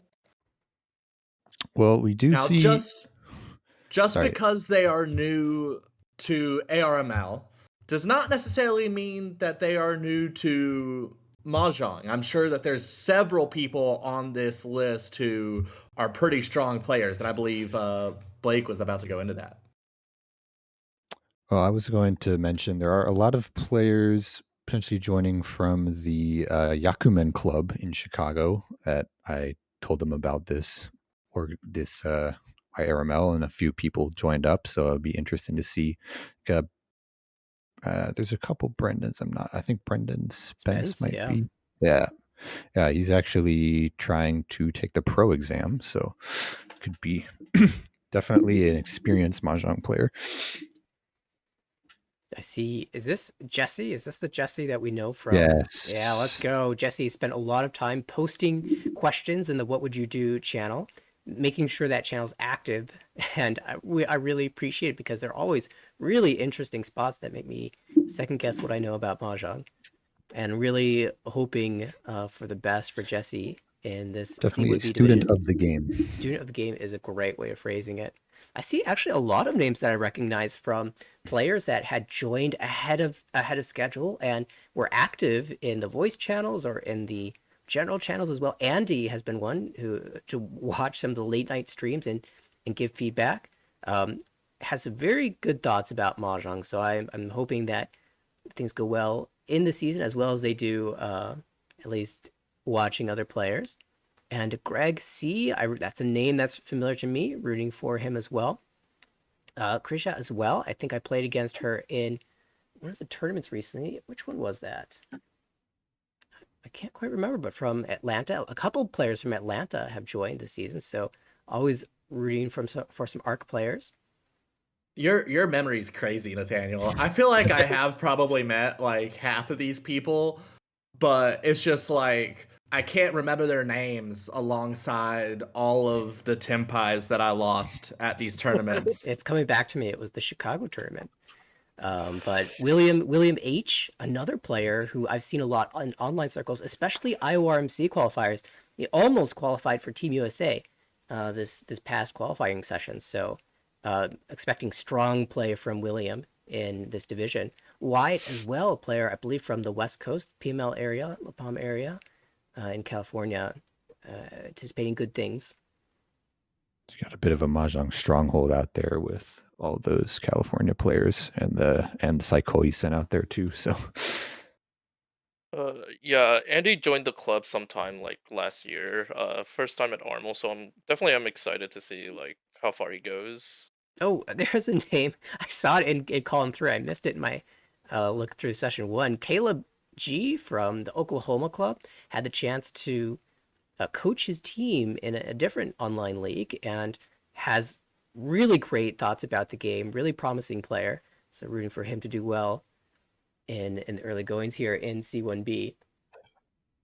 Yeah, I have to give a shout out to my club member Peter, and I'm particularly interested in that last game with Ken, Brendan, and Gary. Should be a tough fight there. Yeah, it's exciting. I'm actually surprised how many of these players that I knew. This is really exciting to see all these people who are joining the league for the first time and hoping things go really well for them.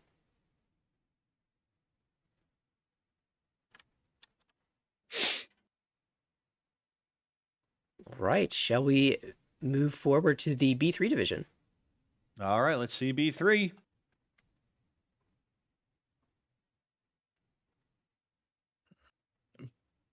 B3 only having 20 players will have a position round. It's not a true snake, but it's kind of like a modified snake for Yeah, that the sixth idea round. is you want to reward first by not throwing them necessarily 8th, 9th, and 20th. So it's more of a fantasy draft type league where that first has extra value.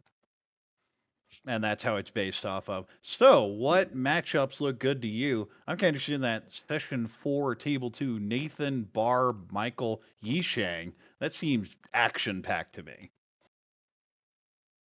Absolutely. I remember watching some of Barb's game last season, and there were some incredibly strong plays made. And so I really think that just missing out on the promotion is maybe a one-time thing. Might be able to get this time, but this is a very tough division, so it might not be so easy to get there. Yeah, Danny's been doing a lot of development for Mahjong application and such. It'd be interesting matching session 2, table 1 with Sam, Michael, and Junuo. So here's a couple players I'm interested in watching just in general through the course of the season, and they're playing in session 1. Mohan and Ty, both I've met recently, Midwest players, and also putting a lot of effort in studying the game right now against Madeline and Michael. We saw Michael winning a Yakuman earlier in the stream, and Madeline, a very fun player to watch as well. So that should be a fun table in the very first session.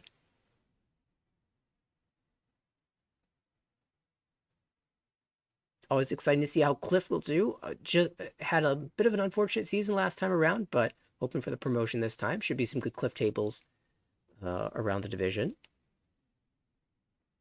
We won't have the Bert and Brett matchup.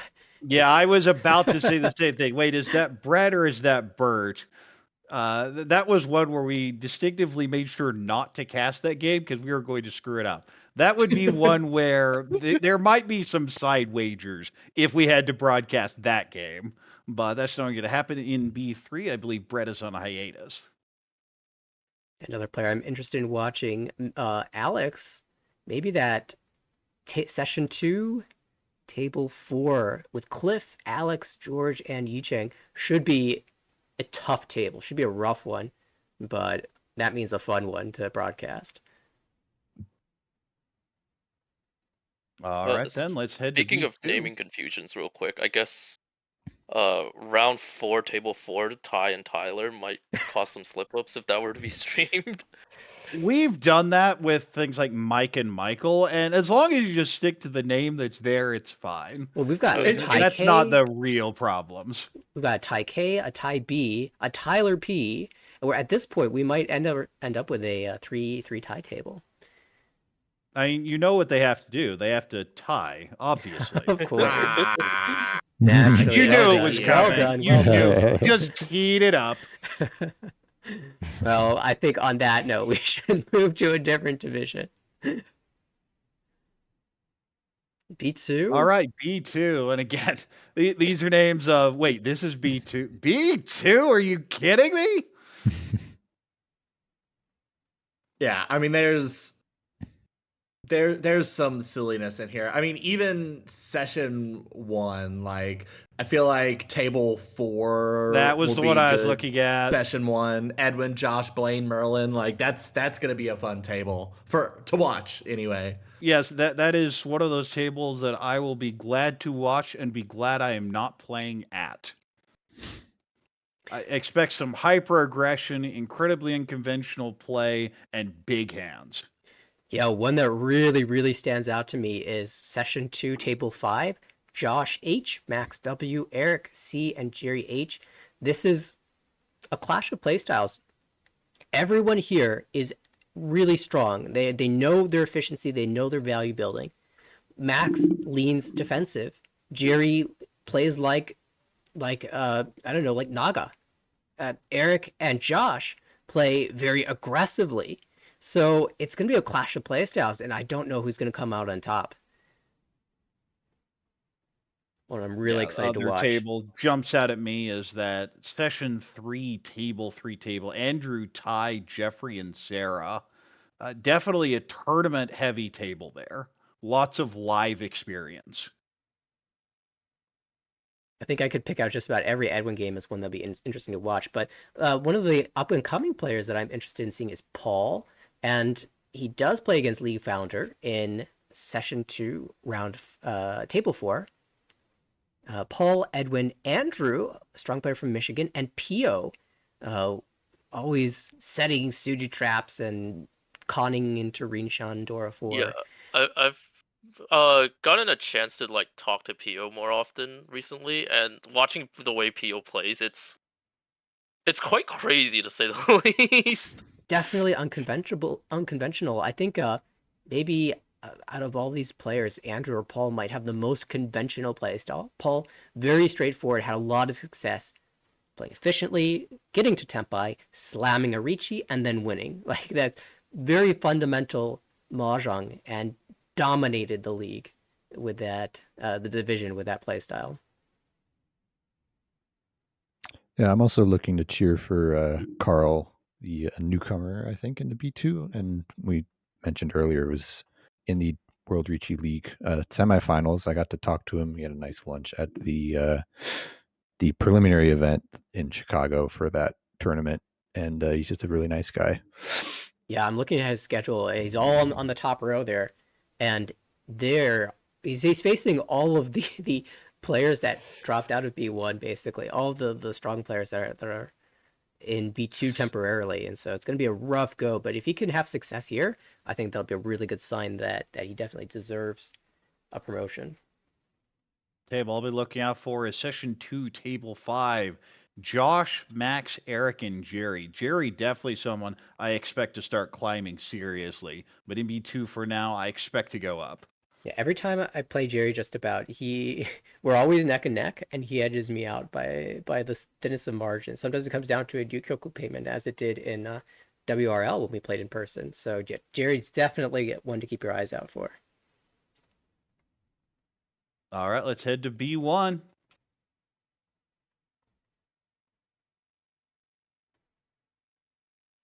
Small division, only 20 players. Yeah, kind of flattening out the divisions a bit here.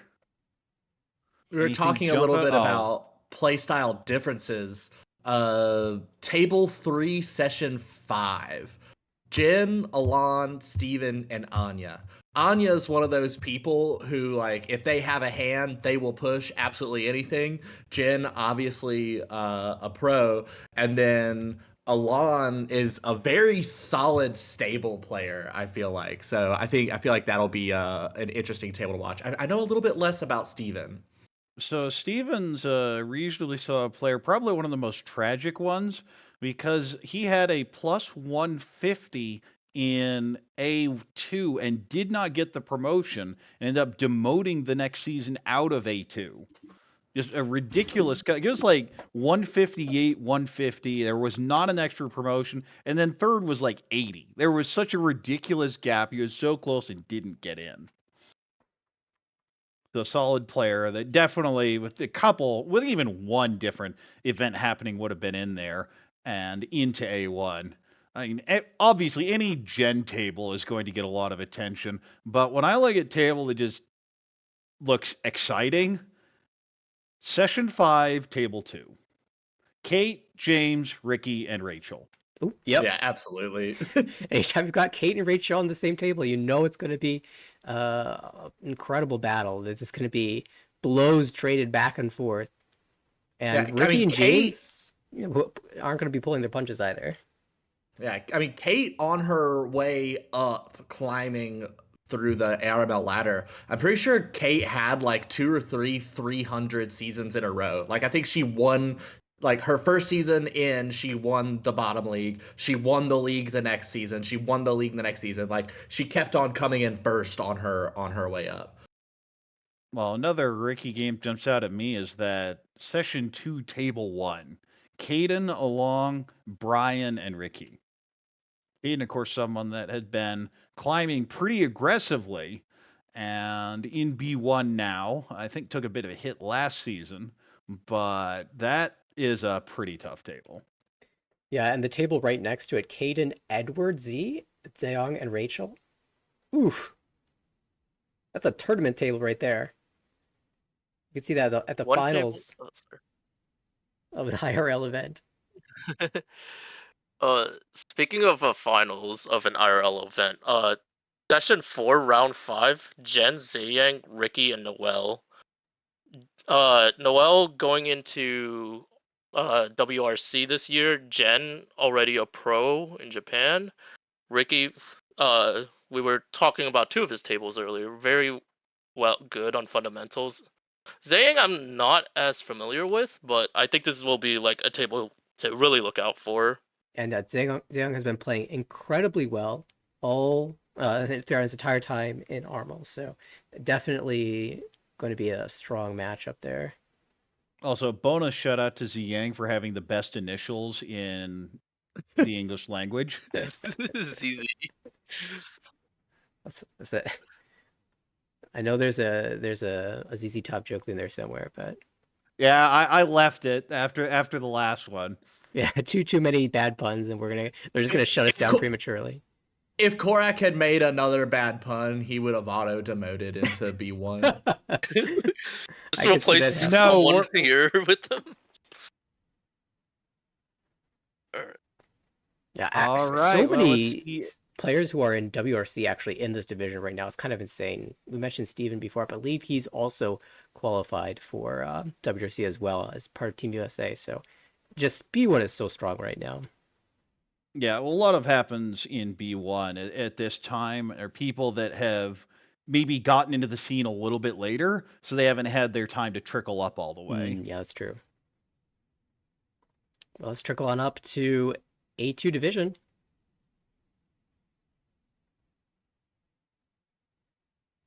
Listen, I'm living for Session 5. It is Yeah, like my that is- whole That is 18 different levels of curse. Don't tell me why it's not 19 because I don't know, but it is at least 18 levels of curse. I said out loud before the pairings came up, like, 1, I really hope I play my wife, Kayla. And 2, if I do play Kayla, I was gonna put money on the table that Korak was also going to end up at that table. There's a part of me that feels like Korak demoted just to be at Kayla and I's table. Like I think he demoted on purpose, knowing that was gonna happen. It's the only way. And then you got Kevin rounding it out, who Kevin is an 7 dans. amazing player. Yeah, Kevin, who I remember playing at the finals of the last DC Open. Yes. So that is my immediate bias. That is the table I'm most excited for. Yeah, so there's another story here we haven't talked about. Tucker, as was mentioned earlier, was in A1. Was really looking forward to playing me. And we missed each other that season. And then Tucker crashed and burned all the way to B3. He's now back to A2, and I've fallen to A2. And this will be, I believe, our first actual match in Armel. It will. And it's funny, we've been at like 8 or so, it feels like, tournaments together, and I feel like we've played each other once in tournament play. It's kind of silly how often we miss each other, but not this season. But that aside, A2 is so wild. Almost every single table on this list is one that I'm looking forward to. For fun tables to watch. I'll table or session 3, table 5. Garrick, JT, Riley, and Joe. Garrick and Joe at a table just by themselves, something dumb is going to happen and it's going to be hilarious. Yeah, and I mean, Riley's a pretty pushy player as well. A very solid player, but pushy. Fight for your hands, right? And Yeah, Joe absolutely. has that Joe flow. If there's a con at the table, it benefits Joe. So hopefully the players take that into account. At the same time, the table I'm the most concerned about is my own in session 2. Ooh, yeah, I was about to Garrett, say. Brian, and Dennis. Oof. That's a must-cast table right there. Brian has started off this season, by the way, incredibly strong. People are already saying he might be promoting, and we haven't even finished session 1 yet. But A2 has had wild games. In the first 8 Hanchan in A2, all of which happened, I think, on Monday, 6 players were positive and 2 were negative, which is just absolutely absurd. Yeah, Hi, we played Brian. ours, all 4 of ours Tuesday, and I had 2 good games and 2 bad games. The thing is, someone had a really bad final game. So we have a couple people under minus 100 already. There is a remember- long way to go. yeah, remember last season, Max started the session at basically 100 points and finished with 200 and something. So got, over the course of 5 sessions, over 300 points. That's how swingy the thing can be. So don't, if you are down there, you're never out. And if you're up there, you're never safe.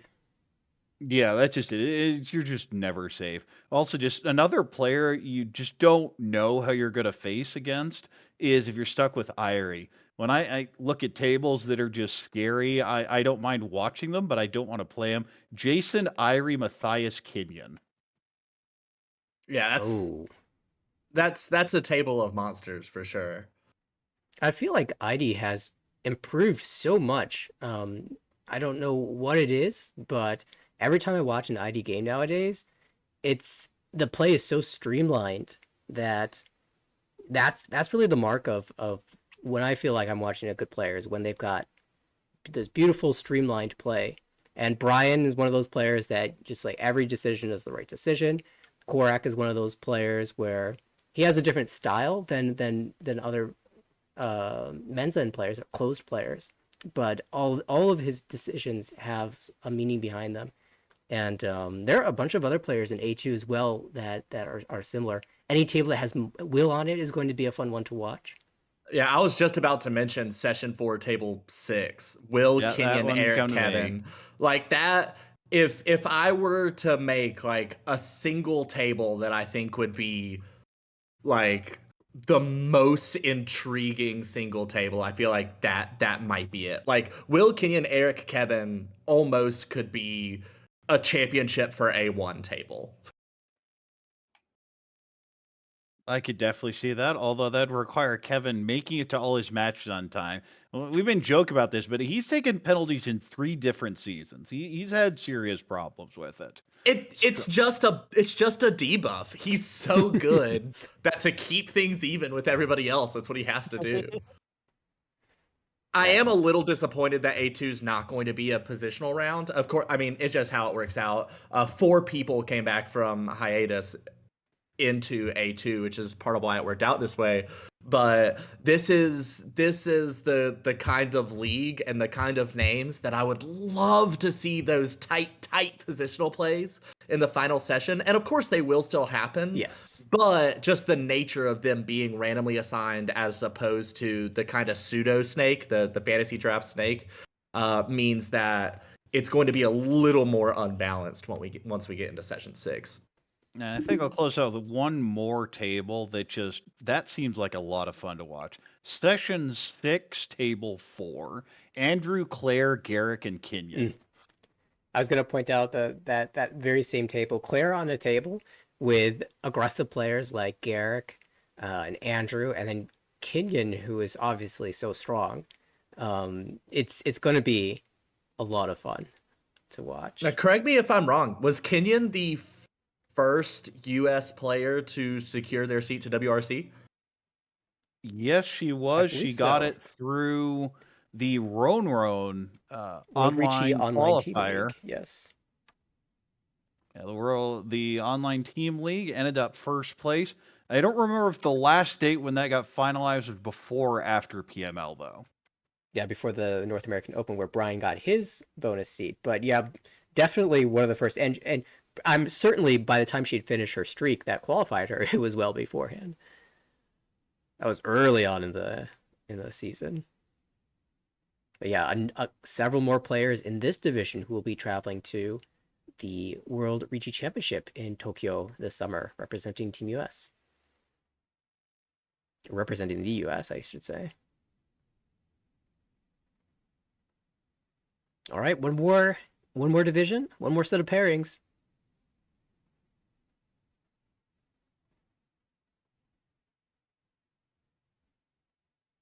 All right. Well, my first thought is have fun, guys. This is why you notice that you didn't have to face I mean, not like A2 is much better, honestly, but that's gonna be the reaction every single season, I think. Well, good luck. All right. All right, I think I have to go, Blake. How are you feeling about this? I mentioned this already in the table chat. I am not ready for table 1. I'm not either. Why did I have to be playing league champion, the Bati himself, as well as Stephen J? Like, what? This is yes. It's gonna be traumatic for some Stephen J, defense demons, and then Nathaniel, who kind of guided me through Armel in a sense, coach a lot of my plays. This is gonna be a very annoying table to play in. This is definitely welcome to A1. Welcome to the start of the season sort of table.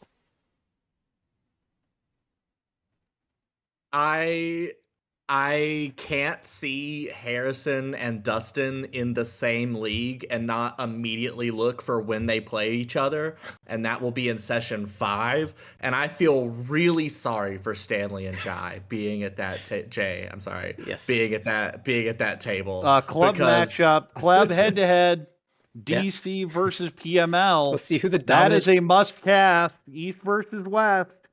It's funny, you say club matchup DC versus PML. I don't think there's a player in the country with more vitriol against Dustin's playstyle than Harrison. That is... I don't know. I'd put Stanley as just right near there in terms of how much they hate Dustin's playstyle. Hey, can't argue with the results. Dustin, Arnold champion 2024.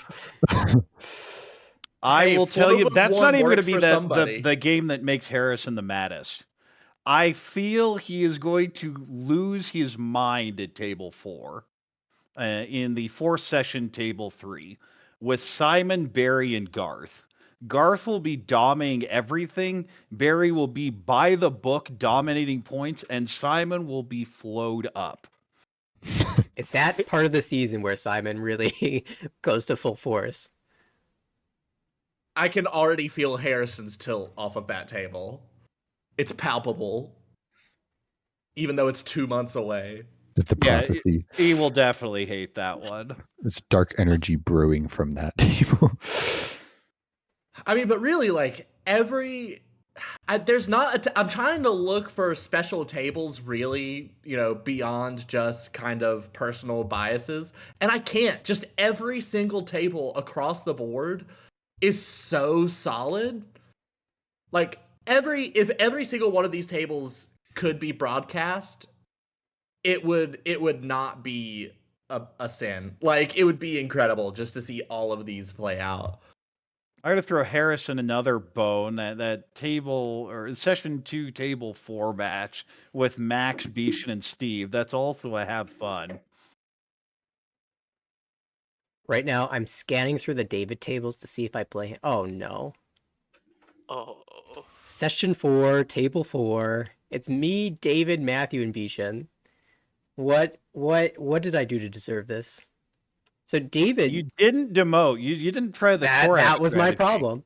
So Bishan, obviously everyone knows, super solid defensively. Is not gonna deal in. Matthew, extremely by the book player, one of the most consistent players in A1 period, just always finishes first or second every season.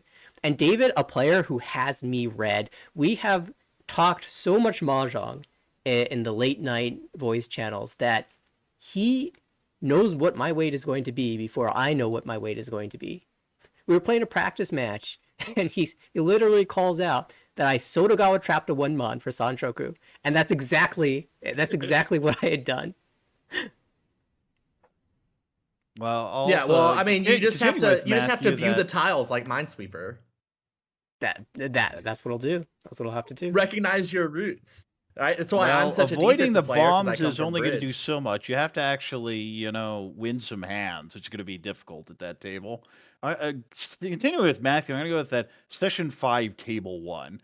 Don't really know that much about Dylan. Haven't seen too much, but other than that, that's a table. Yeah, I caught a couple of his games last season in A2. It seemed like he was picking the right moments to fight and the right moments to fold. Well, and ended up winning in A2, so he's doing something right, that's for sure. A table with Matthew, Garth, and Steve. Chat points I'm out trying to think. Lucas, Max, and Whi- Jay. Yes. That'll be an incredible table. Session 4, table 5. With Kaz returning to A1. Yep, Max gets glorious return, gets to face Lucas, who earned 9-dan not too long ago. About like a month after earning 8-dan, right? Wasn't it kind of a meteoric rise? Just unbelievable stuff. Yeah, it was really quick. It was something like 60 or 70 games. I think I'm excited to watch just about any Garth game in A1. Just to see how the meta shift is. The first of the GPML pros who have made it all the way. Of course, as mentioned, Jen had been in A2 but demoted last season. We're into B1, but Garth got the promotion. Will be in A1 now. Into the Lion's Den. Maybe plays people a little more along the lines of what he might expect. But the thing is, the US meta has been so call heavy. That was actually one of the things that got me last season, is it wasn't Ponket heavy. People were sitting back building big hands. Do you was that your experience as well, Blake? Was the meta what you were expecting it to be when you joined last season? I'm not really sure. I just feel like I was in flow state the entire time, so I didn't really pay that much attention. I only paid attention to like what was immediately going on. To call it call heavy or big hand heavy is I think it was on the side of big hand heavy. Maybe in your games you were winning all the big hands. Yeah, I mean, if you Maybe just why. get hands, then it's much easier. All right, then. Well, we are coming up on our 2-hour mark, so we're going to hang it up here. Any closing thoughts? Be sure to follow to like our Twitch channel here, as well as all of the others. We mentioned the championship still being up on Twitch. All of the games that we have broadcast over the past 4 years, still can't believe that, are all on YouTube. I mean, there's thousands of hours of Mahjong there. Like, you could probably learn how to play Mahjong and learn all of the words that we use and learn a lot of the dumb inside jokes just to buy Oh, kind no, of as mentioned, we have one more thing we have to do. Who are we going to curse? Pick one winner and one surprise demotion in A1. in Oh A1. no, I thought we'd managed to avoid this. Red Zone, why did you Steve. have to? I'm picking Steve for the demotion entirely from Session 4. I think Session 4, Table 2, Steve is going to lose 300 points against Amy, Zalong, and Dustin because it's the worst matchup in the world for Steve. And I think that's going to be Steve's kryptonite. All right. Reverse cursing him and giving him all of the flow for that table. Yeah, that's how it works. So I'm going to go with his surprise demotion being Simon. He's just such a volatile player. He can win, he can demote, but if he's cold, he's doing reasonably well now. 2 games in with plus 38, but he's definitely someone that can just drop. At the same time, solid play has been summoned on for ages. So has it in there, but it's the type of style that can get you in a lot of trouble at times. Who do I think will win this season? I'm going to go with Barry. Has been lurking around for a while. I think just got back in. Very surprised emotion a couple seasons ago, back in A1, and definitely someone I think has a very good chance to just run through here. I'll say Lucas has a very good chance. Has also been sitting around, but I think this would be his 10th season, so he'd get the Eternal A1. So he may not be playing as much for the pure title this season. Nah, I'm sure Lucas is still going to be going for it. He'll be going for it. He's going to get the Eternal A1. It depends what regardless. happens in the later sessions. I think it really does. And Lucas is one of those people that is very just by the book until the last session, then just really, really tightens up. Surprise demotion. I kind of think it might actually be me. I'm like looking at all these tables, and aside from the first one, none of them stand out to me. But that's because of how equally scary they all are. Good save, good save. All right, and pick a champion. Champion. Yeah, as mentioned earlier, I'm like, I think it might be Barry. Very solid player. Ooh, 2 votes for Barry. Maybe this could actually happen. Yeah. Or maybe we're double cursing him and he'll demote as a result. All right, Nathaniel, we'll close off with you. All right, surprise demotion is going to have to be Matthew because he's such a consistent A1 player, always at the top, that anything other than being in the upper half of the division would be a surprise, including relegation. And then So you're not saying you think Matthew will demote. You're saying that if he demotes, it will be a biggest surprise. Surprise would be Matthew. That is what we in the business call a cop-out. And pick a league winner then. I think players that have a little bit more of an aggressive play style might have an advantage here. And so Dustin might be a good try. Amy might be a good try. There's a couple aggressive players. How about Max? A glorious return to A1, just smooth sailing, wins all his hands, and becomes crowned champion in spring 2025. It's hard to go back to back. I actually do like Amy. That's a pretty good choice. But with that, we're just going to wrap it up here. And now we'll go to final thoughts. Yeah, as mentioned, 4 years now of Armel. That's incredible to think about, and to think that most of the time we've been broadcasting. Definitely, folks, tune in Wednesday nights. I still think we're planning on having a regular Wednesday broadcast, so you can catch all the exciting action here in the spring season. And of course, it would be remiss of us to not shout out the hard work that the admins and personnel assistants have been putting in this entire time, especially Edwin and Ember running things behind the scene, working on all the software and all the scheduling and just everything that they've put into making this league a success. This has to be the longest running online league in that the US has ever had. So and of course, the Perch has been doing our Wednesday broadcasts every week. Special shout out to Nathaniel. It is, of course, appreciated. So with all of that, we are now entering season 14 of Armel. Here's to a great next 3 months. Looking forward to it.